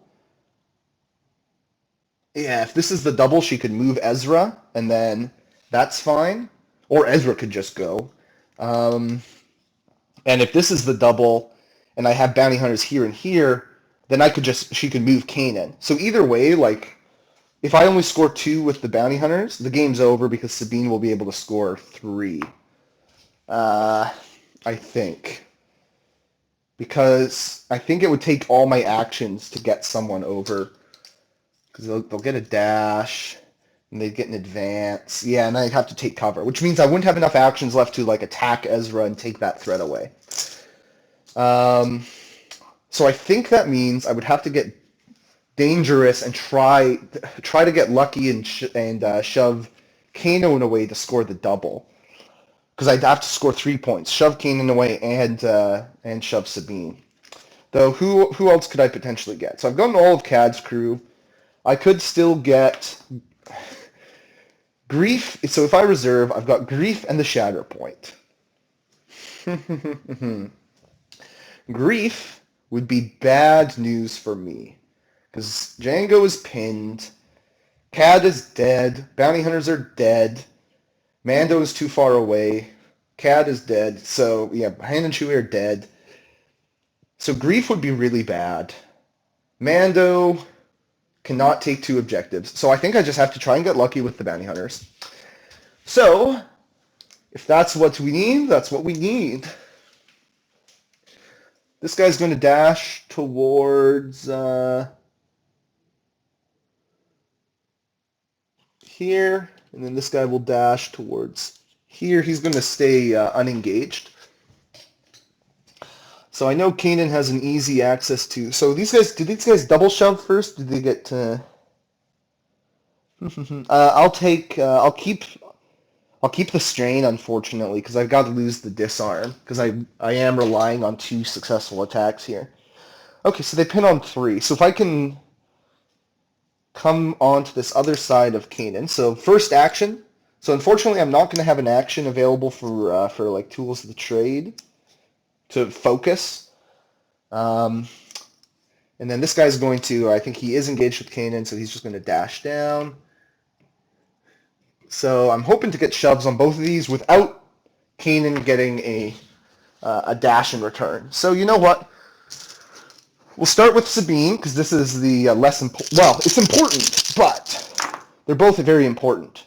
We'll say that's a crit. So 2 hits, a damage, and a crit. Because this is a melee attack. So just double checking. Yeah. So 2 hits, a damage, and a crit. So she blocks everything except she takes the damage and the crit. So 2 damage down to 1 damage. But the important thing is the shove. They are able to shove her backwards, so she's no longer contesting. All right, the job is half done. Can we shove Kanan away?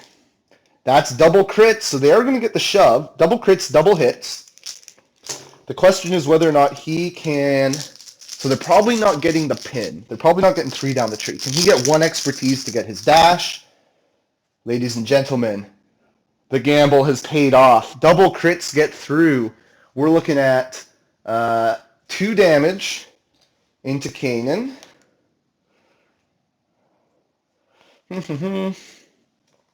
2 damage into Kanan plus a shove. So that is going to knock him back that way, which is... No. I'm sure there was a shove. I think we'll say... Yeah. We'll say I could have shoved like that. Hey, look at that. Boom, boom, boom. 1, 2, 3 points. They don't get the win, and Sabine could still seal it here. Expertise is going to be the middle. So, Sabine's going to...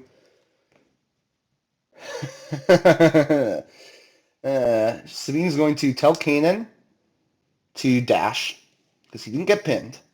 Okay, and then she's going to focus and punch this Devil Man. So she's looking for 5 damage. Should I go all out like this? That's the question. Oh yeah, I never flipped these. Should I go all out like this? Because I need 5 into them, which is only 3 results, so that's pretty decent. And I do have a trick in my back pocket. So focus and punch. 7 dice, and I'm going to take Vader damage because that will leave me at 1 health. So she's going to roll 10 dice, so that helps. That helps a lot. Gotta remember I have Vader. That's important in all of this. I mean, Kanan's been remembering. 5 of them are fails, though. 5 fails. Okay, the Rebel dice have not been helping them out here, but that is going to be 4 hits and a crit, though. 4 hits and a crit. What can the bounty hunters do? They block 3! So just 2 down her tree is going to be 3 damage. 3 damage and a strain. All right. So they are 2 away from death. So, ladies and gentlemen, it's time to pay our last force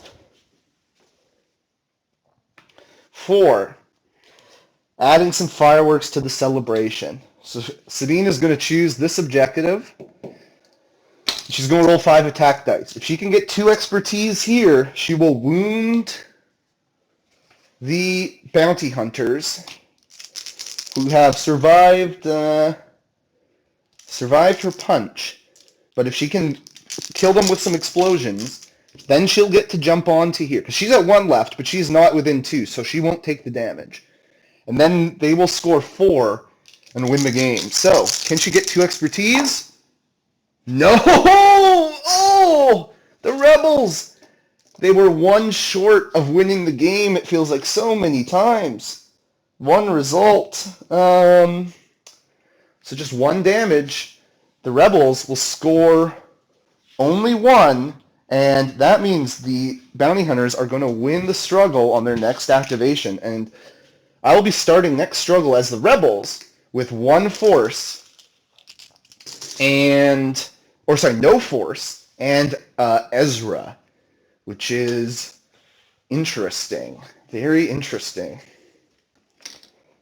We get Grief, which means, what do I have left? Shatterpoint. I would start next round with Shatterpoint. That seems pretty decent. Grief will lose all of his hunkers. So, goodbye, Grief, hunkers. Ye served us well. I'm just looking here, because I don't think I can... Oh, gotta roll for the double. And Sabine got a jump. I think in light of what happened, here, I'll fix the position of that. In light of what happened, if I can, I'm not actually going to jump onto the middle, because seeing that the failure to kill, can she Nah, she can't jump all the way there, but she'll just go on to the this objective over here because those sides come up more often. Alrighty. And then fail goes to here, but it doesn't matter. They already have 2. So, but if I go for a kill with grief, then it's possible that like Kanan kills the bounty hunters, and then all of a sudden, instead of scoring 2 points, I'm scoring 1. So that's not good. And I don't want to... shooting Kanan... Now might be a time to shoot Kanan. He's at 6 damage. Maybe I can get a wound on Kanan, because the deflect I don't really care about. Because if Kanan gets a dash now, nothing's happening. So I think now is actually a fine time for... And then a bounty hunter is going to get to move next turn because Ezra's coming out of reserve. This is nice. Okay, let's go with Grief. So he only has a range 4 gun. So he's going to have to move up a little bit to shoot at Kanan. That's fine. He'll come up to here. He's going to spend a force while I remember and just tell Django to dash. And he's actually going to tell Cad. Now, Cad's ability doesn't work while he's wounded, right? No, it's just when engaged. Right, he can still use it when he's wounded. Perfect. So, we're going to move Cad. We're going to move him down this way. So he's no longer engaged. And then Grief is going to take a big old 5 dice shot into Kanan. See if he can get the wound, and if he can get maybe 2 damage, then Cad could maybe finish him off. So 5 dice, that is going to be, 1 expertise is just a disarm. So disarm and 2. 2 hits, I should say. Disarm and 2 hits. Kanan is blocking all the hits, so he just gets a disarm, and he's going to get to dash. So he's actually going to dash. He's going to dash down here up to here, so he's on the middle, and he's engaging Cad, so Cad can't use his ability. But that's going to be 2 points and the win on Struggle 2 for the Bounty Hunters. Oh, what a second struggle. What a second struggle indeed. So, I'll see you again in a few minutes for Struggle number 3. Alright, so we are back, and the struggle layout for this one is going to be get to the hangar bay. So it's the line across the middle. And the double, so that's not great for the rebels, honestly. The double is going to be the middle, which is the one that the Imperials control. So, we're going to... Oh, this is very interesting. We can take Ezra out of reserve, and Grief is going to pay 1 for close the deal. So that's going to allow Mando to dash.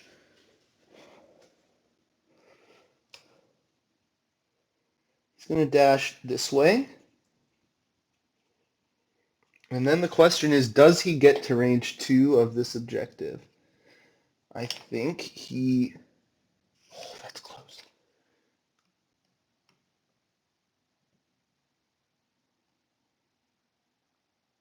I'll say he is. Okay, interesting. Interesting. So, that means that the rebels aren't going to secure that objective. And it also means that so I was thinking I could go with Ezra. So I have to go with Ezra. So he's going to move. The question is, do I take cover and move up here? Or do I move up here and potentially... Do I have a shot on the bounty hunters for the wound? Okay, I don't, so that doesn't matter. Because then if I shot them, killed them, then Mando could reposition around. So it's going to be a pretty lame-ass turn as Ezra just takes cover and moves up here. Contesting, he's got Hunker, he's on 1 health left. The good thing is, like, I've got a lot of guys on one. It's not a good thing. I've got a lot of guys on 1 health, but it does mean that if they want to do anything, then all of a sudden these rebels might just go ballistic with Kanan revenge triggers. So the rebels score that one. This one is Imperials 2-1, and then yeah, if only I'd been able to get that range shot actually, because I forget Ezra gets double momentum. And then maybe the shoves could have carried him. But yeah, I didn't leave him the Force because I went all out on Sabine trying to get the win. And that backfired, which meant that, yeah, Ezra did not have the Force available to start the next round, unfortunately.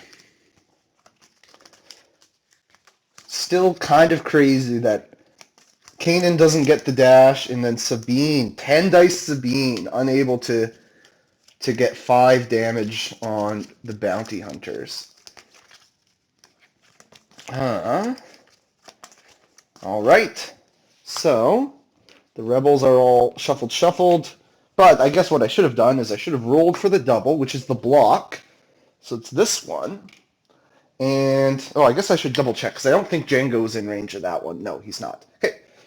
And then that leaves the Shatterpoint. So what kind of crazy things can we do? Again, this is where it's kind of weird now for the bounty hunters. Because if I can't wound via CAD, because his ability's turned off, so I can't bypass Kanan that way.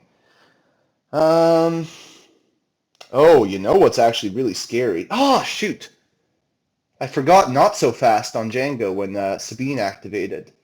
That could have made things very interesting, actually. She probably wouldn't have taken Vader damage, for sure. Okay, so yeah, that was a miss. Because maybe he would have killed her outright, but luckily they still won. They still got it, and now he's actually set up even better because he didn't use it then. So let's see. Because let's see, I could go and kill Sabine or kill Kanan, but then then he gets to do his thing. His things. I could bring back bounty hunters. I'm just trying to think if there's any way. There's not really a way I outnumber Ezra. I'm thinking maybe. Nah, Grief isn't in range, because I was thinking maybe if I move someone with Grief, I could, like, bring him up here and win a... Oh, I can't win a tiebreaker with Ezra, though. Yeah, so I'd have to outnumber him. And the only 2-body unit I have right now is bounty hunters. If I kill Ezra, then let's say, I go with something, kill Ezra. Kanan comes and kills this guy, which I would still win on the tiebreaker. And if he kills a guy, then Mando comes up here. Oh, wow. How very interesting. So maybe I bring Cad around? But then maybe Kanan goes up here and, like... then instead of just going for the kill, Kanan just goes and secures the double. Man, oh man, there's so many triggers. So many triggers. And trying to think for both players is a tough one. So... Because, yeah, if Cad comes around, he could kill Ezra, but then maybe Kanan jumps up here. And then, again, he probably doesn't go for the kill. Maybe he tries to shoot Grief and knock him away to make that an easier objective to take in the future. And then they score 2, but then I don't have Ezra causing me problems anymore, which is handy. Heal. I do have Vader right there, but Vader is in a bad spot because he's got strain and pin. So maybe that's fine, honestly, because, like, what's he gonna do, really? So Cad might be the play. Keep Django where he is. No one's got a pin, so yeah, I'm not, like, doubling up anybody on a pin. Yeah, maybe CAD's the move, or if I go for 3, what am I doing? I'm taking Mando, bringing them up here, shoving Sabine like over here so she's still in not so fast range, and then scoring 3. And then I've got Mando there to deal with, which isn't bad. The problem is, yeah, Ezra's going to be kind of tough to deal with, and maybe now is my window to deal with him. But then maybe I can just farm objectives there, because again, Vader's going to have a tough time doing anything. Let's try, because as I say, Vader has a fairly impotent activation coming up. Because he has to take an action to heal the strain, which leaves him with only one action to like attack with his ranged weapon. But then he's like, okay, maybe he gets a shove.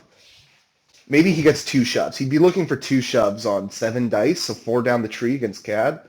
If Cad's sitting here, which seems like fine odds. So yeah, I know it gives up the double, but I still threaten this Mando play if they try to come wound me. And I set myself up to potentially farm. Oh, well, I don't, because Kanan's going to jump up there. This is the thing. I can't really take myself by surprise. And if I do, then I feel silly about it. Cad would jump. That's the thing. He's not necessarily going to get up here is the thing. Which maybe that's okay. Gross. I don't like having all these. Oh, he does have the free Shatterpoint dash. So yeah, okay. Well, I need to move things along. So this might not be the perfect play, but let's go with Cad. And we're going to get our Shatter Dash up this way.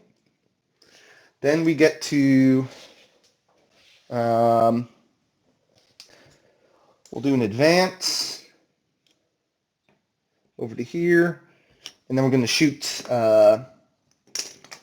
Ezra. And this is a fine way to shoot him, so 8 dice. And we're looking at 3, I think that's 2 results. Yeah, so crit hit.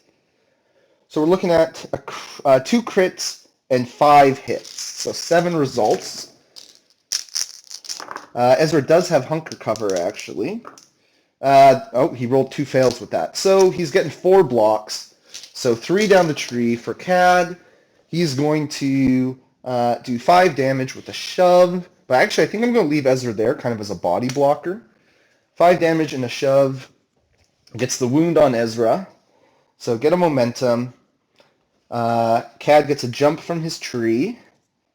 He's going to heal 1 and refresh 2 force. So end the turn with a whole bunch of force that I don't need. And... But yeah, I needed to save the force in case I needed rocket boots. So it's not like I should have done step aside or anything. Kanan gets to jump, so he is going to come up this way to take this objective. Yep, and then can he shoot back at Grief? He can.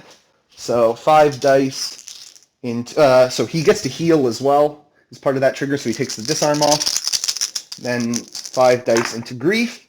It's going to be a crit and 4 hits. And Grief is going to get 2 blocks.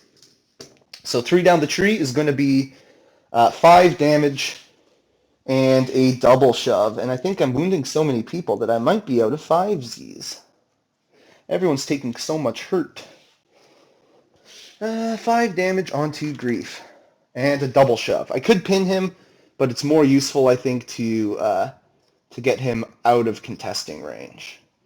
There we go. I'll try to shove him that way just to make sure he's not engaged with Ezra. So, Bounty Hunters take this objective, but Rebels take that objective, and the Bounty Hunters score 2. And they are going to shuffle their deck and refresh just 1 force, because they ended the turn with a lot of force. And while I shuffle, oh look! Shatterpoint. Oh boy, this is a weird one on the Shatterpoint. Because I'm, Sabine doesn't really want to go, even though she can move a friend. because because she could get not so fasted by Django, and that would feel bad. That would not be good. So maybe, call me crazy, but maybe it's time for Lando and R2 to do their thing and try to take all of the objectives. Which again, interesting approach on the Shatterpoint, but might be what we need. Unfortunately, I would love if they were able to, while they did that. Oh, element of...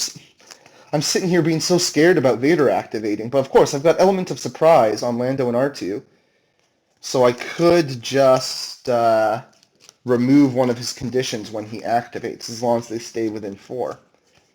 I don't play them enough to really remember, so good. And these guys, Lando and R2, are actually pretty kind of... They can punch decently with Vader, because they heal it all back. So, you know, I'm nothing if not crazy. We're going to... the block is the double. Okay, so that's that one. They're going to get a free dash to start the turn. So, they're going to come this way.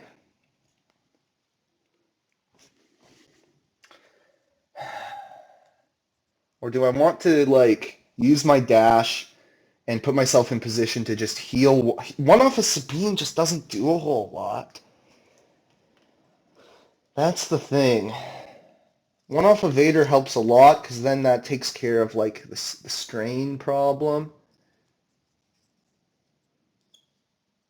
But then I'm using 2 force. Oh, these guys don't double shove. Oh, no, I might have made a mistake, because if they don't double shove, I don't know if I can take out Cad.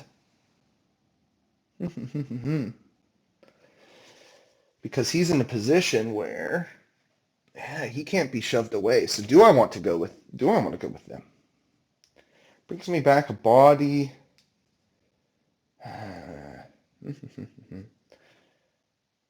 Because the other option is, like, I come over here, I use them to, like, heal up Sabine a lot, perhaps. And maybe get the kill on Django and on these bounty hunters. And that makes Not So Fast a bit more expensive. Which, speaking of Not So Fast... yeah, do I activate these guys? Because let's see, or I go with Kanan, I move Sabine there, try to go for a kill, Kanan gets Not So Fasted. Yeah, Not So Fast is going to be a pain in my butt. So I will choose... Oh, but then I'm thinking if I move R2 over here, then Vader's not going to have the honors. Do I just shuffle? Because, like, everything feels kind of bleh. My one worry is if I shuffle the Shatterpoint and I draw Sabine, that is really not good. But while I do this, I should move Lando back to wherever he was. He was, like, there or something. Because if I shuffle and draw Sabine, she gets Not So Fasted, and I lose a turn, and that's... I guess now's the time for that to happen. Because I would still score 2, so okay. Because I don't love any of the Shatterpoints, I'm going to shuffle it back, and I draw Vader. So Vader is going to...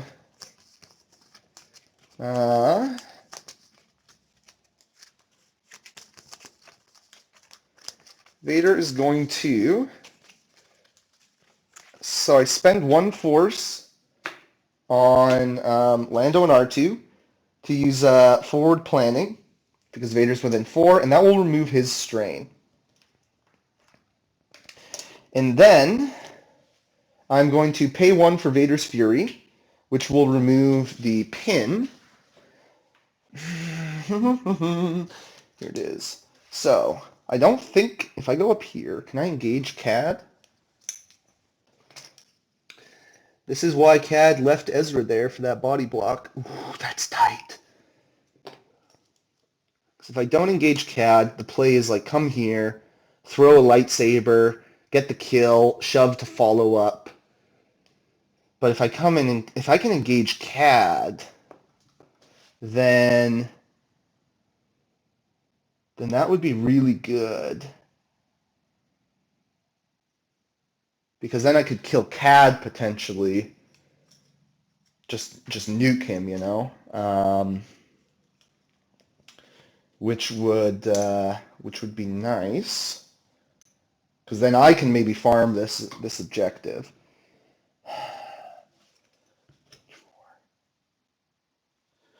So just looking at the measurements, if I go there and fail, I should still be able to get onto there in one shot. So we're going to try to see if we can engage Cad. So Vader can go up to there. And then what have we got? We've got... That is very close. But you know what? I've given a couple... I think it's in, and I've given a couple to the bounty hunters. So Vader is going to take 2 damage. So he's at 11 health. And he's going to try and blow up Cad. Swapping, and Vader, of course, is swapping to his other stance. And that's going to be 10 dice. That's the thing. I might not get the one shot on Cad still, even with 10 dice. So it's a little bit risky, because I would almost certainly kill the Devil Man. That's going to be, what does 3 results give? So that gives 2 more crits. So 4 crits and 4 hits into Cad. Cad's rolling 5. So Cad is blocking all the 4 hits. I do have Vader's Fury. 1, 2, 3, 4, 5, 6, 7. So that will get the wound, thanks to Vader's Fury. But I won't get the... Oh, shoot! Vader is not engaging Cad. Or Vader is not in range of the objective right now, which means I have to, like... I think I'll be okay, though, because I can shove him... Oh, shoot. Because I think I can shove him... That was an oversight. I was thinking about getting that sweet, sweet dash. But yeah, if I shove him there, he'll be just... Oh, my goodness. He'll be just inside. So... Because I can't do the double shove. 1, 2, 3, 4, 5, 6. Yeah, so I have to go along the top to get 7, which goes to 9, and gets the wound. 9 damage. Gets the wound. I get to... Oh my goodness, I'm so clumsy. I get to shove Cad that way. And then Vader gets to follow up basically to right there. Oh my goodness. And get within 2. Mando will come around and take the ladder. He gets a heal. I don't think he was in range to really heal anybody. Yeah. I got 5Z now for Grief too, so I can give Grief a 5Z. Or no, I just used up that 5Z on Cad. Oh well. So Cad gets another injured token, or wounded. Mando gives... Django has no conditions, I don't think, yet, because I removed the pin with Grief. So, I think that about does it. Vader is going to flip that objective, and the rebels will score 3. And the double is expertise, the middle, so that's the one the bounty hunters have, so that's good for them. What are they going to get here? They get Django. That's kind of sad. I kind of liked what Django was doing there. So here's my thinking. Because the nice thing about where Django is now, obviously, is that he is that he's threatening not so fast on Sabine. The question is, do I want to maintain that? Because I can probably just keep Sabine in reserve for a while. If I'm leaving her unwounded, like, Kanan or someone can dash her up there. But if I go with Django now, I could pull Kanan, potentially, move, come here, get a shot off on Vader. The problem is Vader's going to come back and maybe wound Django, because I don't think there's a spot Because if I'm at range 4 to shoot him, he could potentially dash and kill me. No, but if I'm exactly range 4, I'd be okay. And securing all 4 objectives is pretty... That could give me a pretty good advantage here. Question is whether I can currently pull Kanan. I think that would be... Yeah, I think that would be legal. And then I, like, pay 1 to jump. Then I focus. Shoot Vader. Focus, shoot Vader. And then I'm just hoping to get a jump. Oh, but then Vader can... But if I jump into Vader range... Yeah, so I don't think I can secure that far objective. And if I can't secure all of them with Django, I think it's better to just keep him there with the not-so-fast threat. So pay 1 to reserve him, and look at that. Cad Bane. Cad Bane. I think the first thing we do is just shoot Vader. Because now with where Cad is, Vader's not going to be able to dash up into engagement range. So I don't have to fear the revenge. Just get a kill on Vader. Kanan does nothing, score 3. Yeah, seems good enough. Seems like a fine turn. So that's going to be 8 dice. Cad shoots Vader. That's going to be 4... Oh, no, that was a fail. 4 expertise, 2 crits and a hit. So we're looking at 3 crits, 3 hits. Vader's in his worst defensive stance. He's going to block 3, so the 3 hits get blocked, but 3 crits get through. That's going to be a shove. A jump for Cad. He kind of likes where he's at. He'll get a little closer. A little closer, but making sure, yeah, he's still at a spot where Vader won't be able to dash. Vader's going to save the Force, because what's the point? He can't make his revenge melee attack. So I'll just give him the 1 damage because I'm running out of tokens. Boom. They get momentum. Cad flips this, and the Hunters score 3. Alrighty. There we go. It's the Shatterpoint again for the Rebels. What's the double going to be? It's the block. It's what they already own. So let's see. What bodies do I have that are alive? Lando and R2 never actually activated, so that's still an option, but the problem is still that they don't dash. And if I draw Sabine here, that's bad. I think I just want to go with something. The problem is they don't dash. The problem is they don't double shove, which makes taking this Cad objective much, much harder. Though, with Vader out of the way here, that is... and when Cad got the wound, then he can refresh the Force. Yeah, the lack of double shove is a problem. Though his Cad... And that's the thing, this train is actually very awkward as far as, like, shove angles. So... do I go with Lando R2? The other thing to consider is if I go with Lando and R2 now, then they could be killed before they activate again, which means then they would, when I activate them with their actual card, they're going to disappear, and I'm not going to have those bodies on the table. And that is a concern. So potentially, do I go with Ezra? Ezra could have the same problem. But Cad's already gone here. I'm thinking Ezra just kind of jaunts out here. And I shoot the bounty hunters so that when they come up, they're going to go off the board. That's less bodies for the bounty hunters.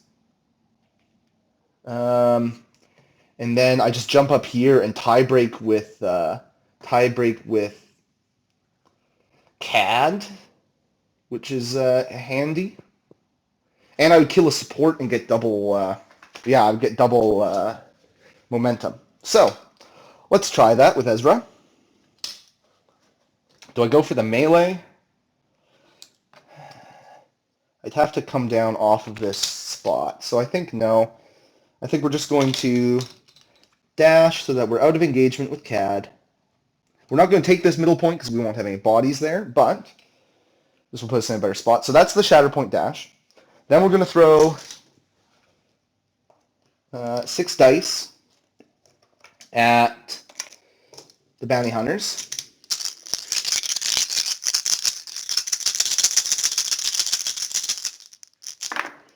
That's good. That's going to be 7 hits because it was 5 with an expertise. And they block 3 with a heal, I think. Yeah, because they got a whole bunch of expertise as well. So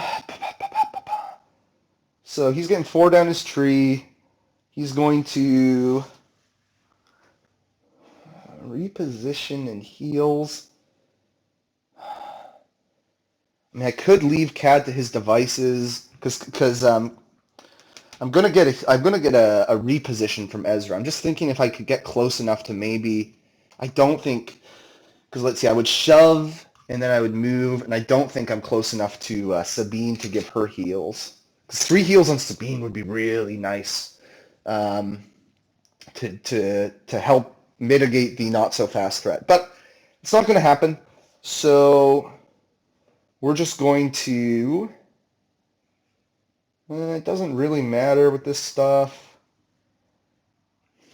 Like if I strain the bounty hunters, they don't care. They already have a strain. They get a heal. They're going to come back.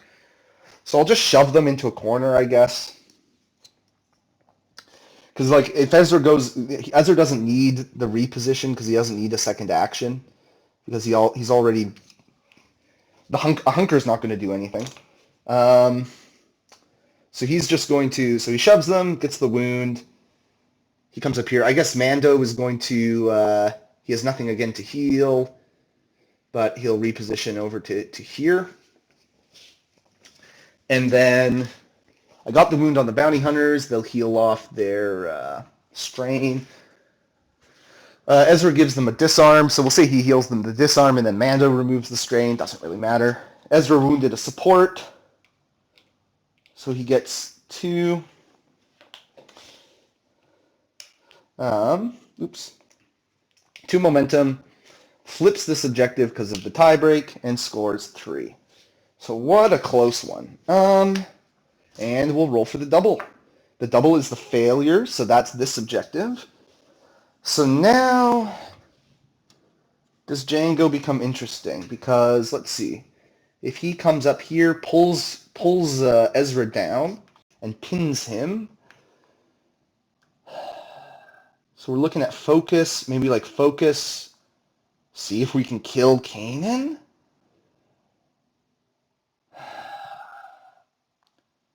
But if we kill Kanan, then maybe Kanan kills Django, and we don't want that. This is why it's so tough, and we don't want to kill. We've killed everything that isn't a Spectre right now. Because if I don't go with Django, then I'm looking at maybe bounty hunters who will. I didn't give them the token. Who will evaporate after they go, and can't. So basically, they'd get me that, and I'd score 2. The problem is if I only score 2, I don't score the double. Or sorry, if I only score 2 by not scoring the double, then both sides get a momentum, and Rebels like that. That will be a good spot for the Rebels. Which makes me think I want to go. I need to get the double, and if I don't, the only way I can get the double and actually like really hold the double is Django. Do I just? Okay, so what I think I do with Django is, what is range 3 on Ezra? This. Okay, so Django's going to.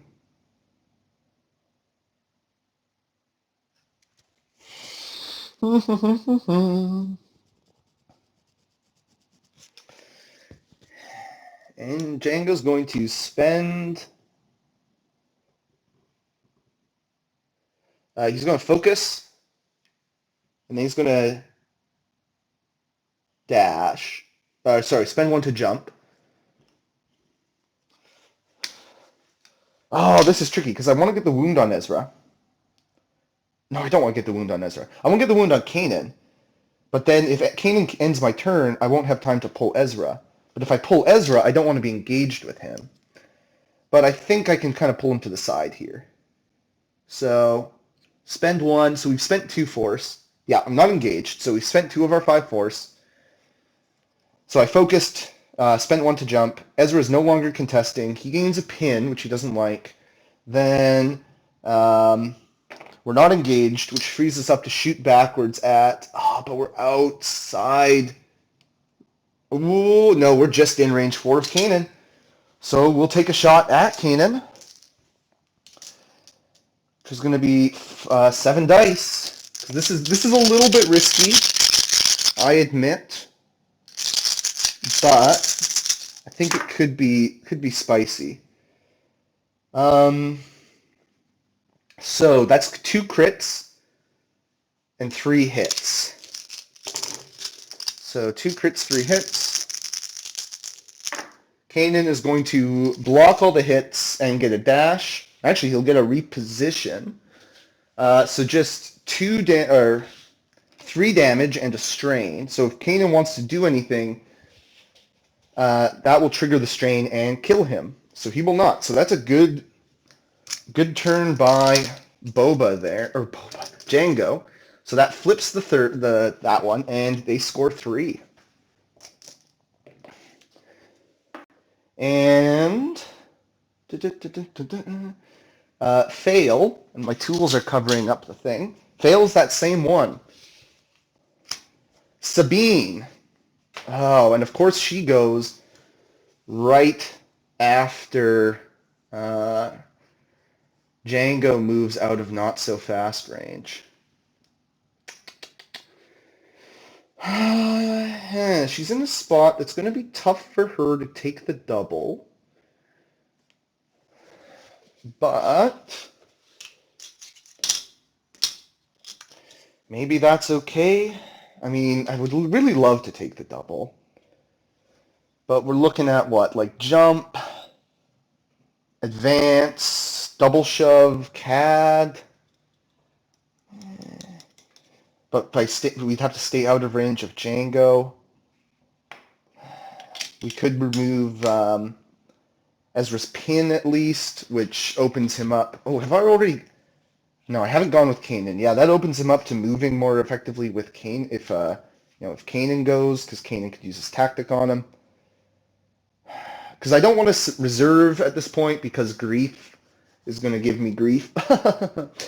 So I will, I'll go with Sabine because she's out of not so fast range right now, so this is a good opportunity. She's going to tell Ezra to dash, which removes his pin. Then she's going to spend 1 force, choose an objective within 4, because who knows, maybe this is going to get us the Django kill we want. And she's going to roll 5 dice to see if she wins Django. She also just needs the jump. She gets 2 onto Django. Oh, she could have won the game if she had done that last time. But I also forgot to not so fast on that turn. So, okay, let's take a look here. So she gets this jump. Then what? If we advance, it's what, 4? Oh, it's 5 down her tree to get that free jump. Yeah, that's tough. That's tough. Shooting CAD might just be a losing effort. Because I had to use the free jump to get into the jump to get into position, which means maybe the move instead is to just move up and shoot Django, score my 2 points, and then the problem is Kanan is not holding this point super effectively because if someone comes and kills Sabine, he can't come and save the objective because that will give it up.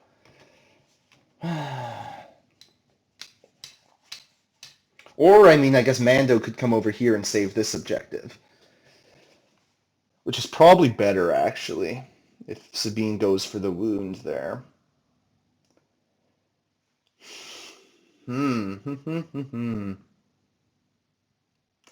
I probably shouldn't have gone... no, I should have gone with Sabine, because reserving her is just, it's tough. CAD is going to keep being such a thorn in my side. The problem is if I only score 1 here, which I probably will if I shoot Django, and I probably will if I shoot CAD, because I'm probably not getting 5 down the tree versus CAD. Unless I could like shove him this way and then shove her that way. No, I don't think there's enough. Ezra just keeps being a little nuisance where he is. Just body blocking the route there. So, I think technically, yeah, Ezra also gains a hunker because she told him to dash, but because I don't think he's engaged with, yeah, right, he's not engaged with him now. So I think I just take the opportunity to get the wound on Django, and that at least moves Mando, and that frees up Kanan. And I scored 1, and we see how it goes. So she'll come over here, outside range 2 of Django, inside range 2 of Ezra, so she gets her 3 focus, and she'll toss 9 dice at Django's face, and that's going to be a 5 fit. Sabine just doesn't want to do anything but roll fails. I think that was, I don't know what that was. So we'll say 2 crits and 2 hits. She is not rolling good here. And Django will block the hits, so she will get 3 down her or 2 down her tree, which is enough for a shove. So really, I should shove Django first, but shove, and then actually she'll follow up. Like, I'm playing a little too sloppy right now. I was trying to think if there's a way to like keep her out of not so fast range, but that's fine at this point. So I get the wound on Django.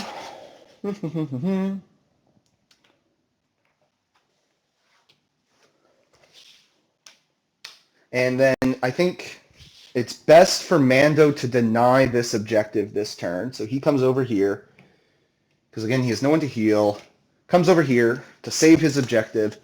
And I don't think there's any statuses to remove, so that's it. So it's 1-1, and Rebels just score 1, and both sides get a momentum. And Rebels are only just barely hanging on here. They could be really in for it. Oh yeah, Django went, and he didn't get a kill, so there was no force refresh. Mando, what's the double here? Block. Block is where Kanan's at. Okay, so here's my thinking with Mando. If I kill Sabine, Kanan comes and tries to get revenge on Mando. Yeah. And then I'd have to kill Kanan as well. I'm trying to just think of ways where I can score 4 and get the double here. Oh, and I should actually move the double token.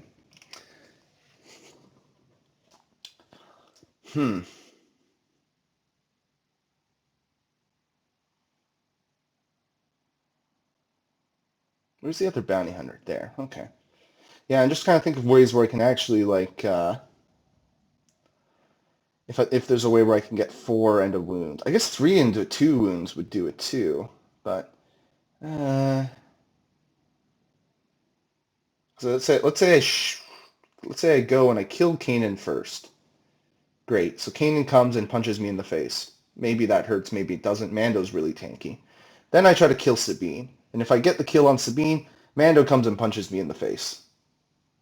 Or Kanan comes and punches me in the face. And again, Mando's really tanky. So I think Mando can do it, honestly. Especially, yeah, CAD. She's not in range of CAD. But, yeah. Because I think, like, Kanan will get a little bit of a heal. But that's fine.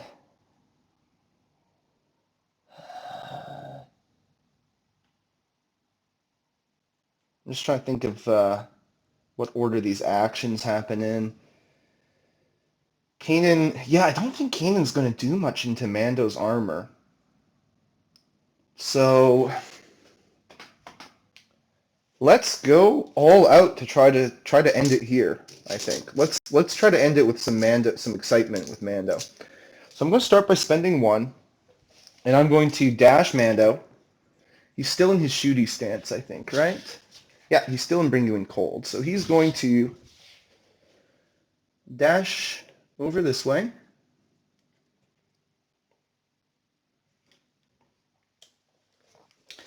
And he's going to shoot Sabine with 7 dice. That's going to be 2 crits, 2 hits. So that will get the wound. Yep, so she blocks the hits, so I believe that's 3 damage and a shove, down to 2 damage. So she takes 2 damage, gets wounded. That's a momentum. And then Kanan will heal to... Oh boy! Now here's the question, because I purposefully have 2 full actions left on Mando. So Kanan could come down this way.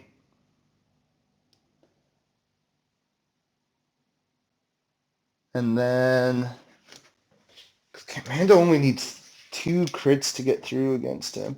She does better at range than he does at melee. So maybe the move is to melee Mando. Because the other alternative is maybe like go and shoot Grief. But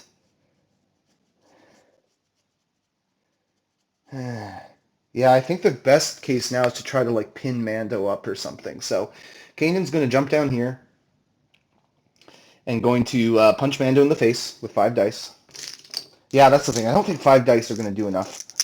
But we'll see. Not when you roll 4 fails. That's a Sabine style rule. So 1 crit and 1 hit.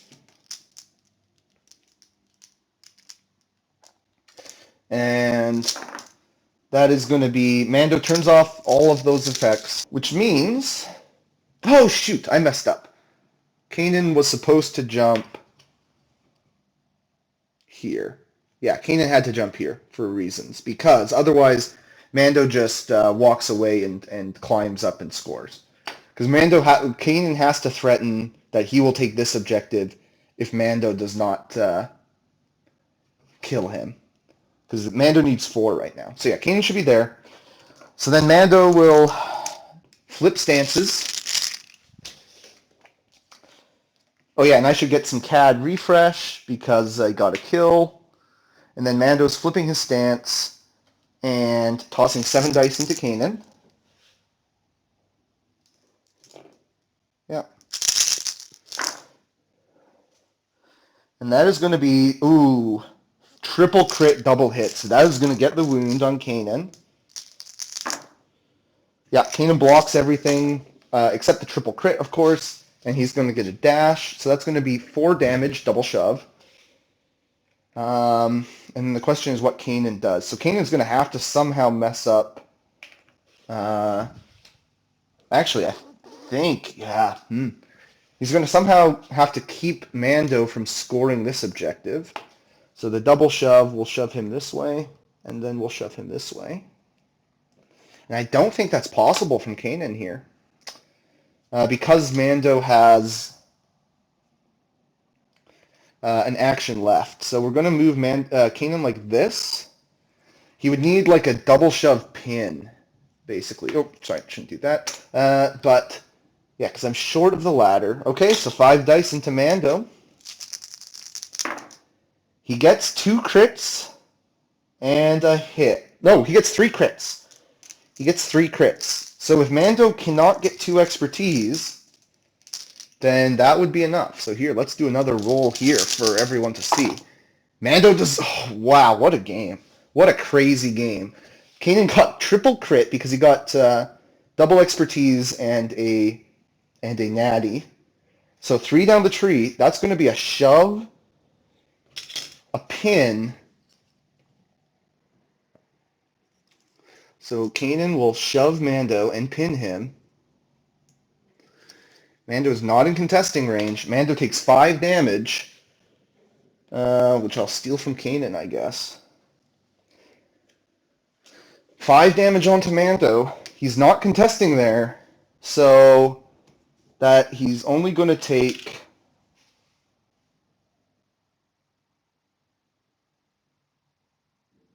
Yeah, he's only going to take 2. Why did I flip these? I don't know. They should stay blue. So yeah, nothing flips. So Mando, because Mando's second action, he just heals the pin. And then they score 2. Huh. Crazy. Absolutely crazy. Maybe, yeah, I've been doing a lot of Shatterpoint today, so there might have been a better Mando play there. But, because without killing Kanan, I would have still needed 4 points. So I needed to control all the objectives. Yeah, okay, so roll the double. Block, so that's good for Rebels. It's over here. But of course, if the Rebels get a wound somewhere, then Mando could go and steal it, perhaps. Ezra.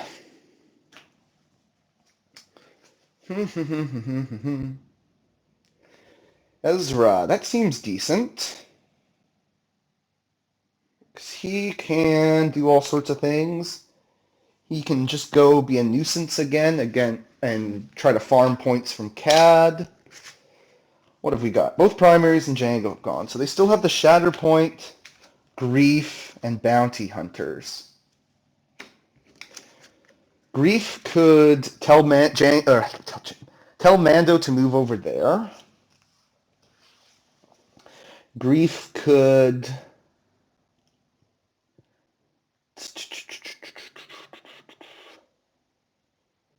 Yeah, so that's... Bounty Hunters could obviously go take that. So that objective, I'm going to lose that objective. The question is what I want to do in the meantime with Ezra. And I think I don't have a lot of good options for dealing with CAD. So Ezra's going to have to deal with CAD. And the question is, do I use 2 of my remaining force? Because what I have left should just be, it's Kanan and it's the Lando and R2. So Lando and R2, if they're going to want to do anything, they're going to need 2 force. Kanan's going to need all 3 if he wants force push. So basically I only get 1 character. I guess if I go with Ezra now, then I could reserve someone. The reserving is not especially good right now. Oh yeah, and there should have been even more CAD refresh here. Because Ezra doesn't really need the force, but he kind of does if he wants to do anything useful. Like if he wants to try to come over here and maybe wound...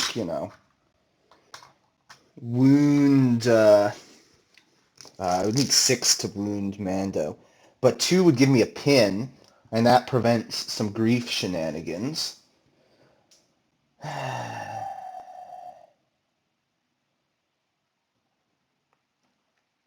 But that also makes it harder for Ezra coming up here. The alternative is I just move Ezra up here, take a chop at CAD in the face, maybe get a double shove, and that makes it a little harder. Makes things a little better in the future, perhaps.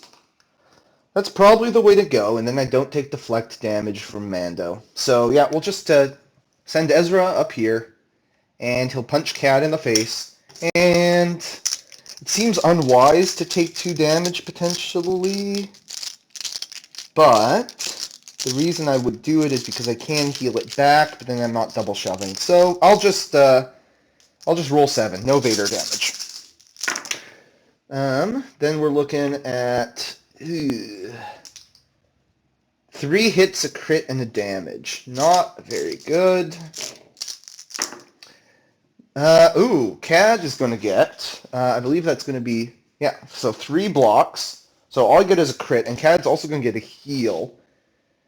So I guess I do 2 damage, CAD heals 1 and gets a jump.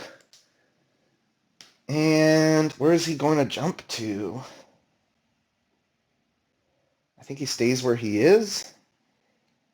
So Ezra gets that and scores 3. Boy, oh boy. Bounty Hunters, it's Grief, and it's Block. So Grief is... Is there a way I can score all of these? Grief would need to get to within 4 of Mando, and then tell him to dash, which would then secure me that objective, which is double again. But then he'd have to end here to take control of this objective. And I can't do... Yeah, because he has to be up top. Sabine is wounded. Oh, actually, can he just...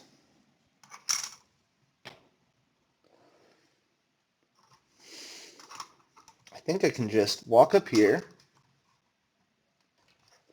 spend a force to tell Mando to dash, which will take the double.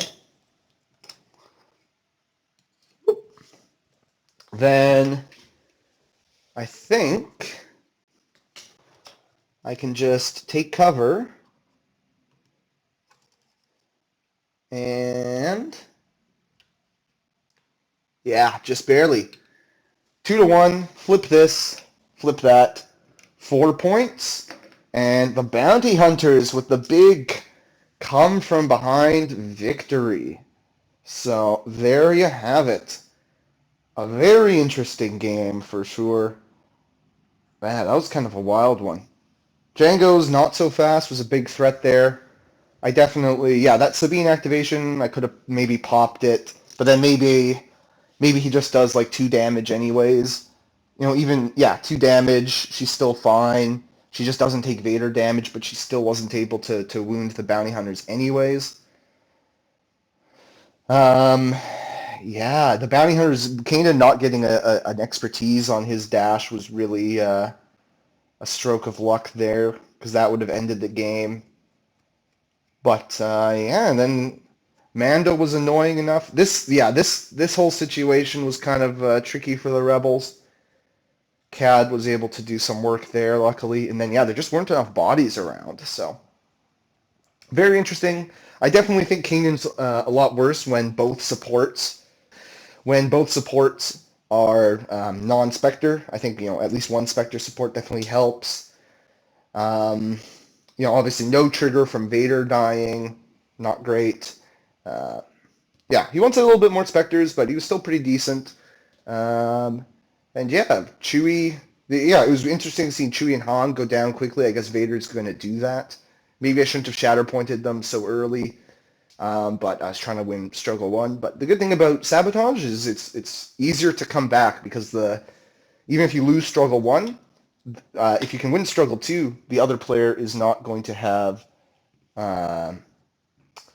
any way to come back. Or the other player is not going to have any way to choose the struggle. So, yeah, I thought that was a really fun game. Thank you for joining me, and have a good one.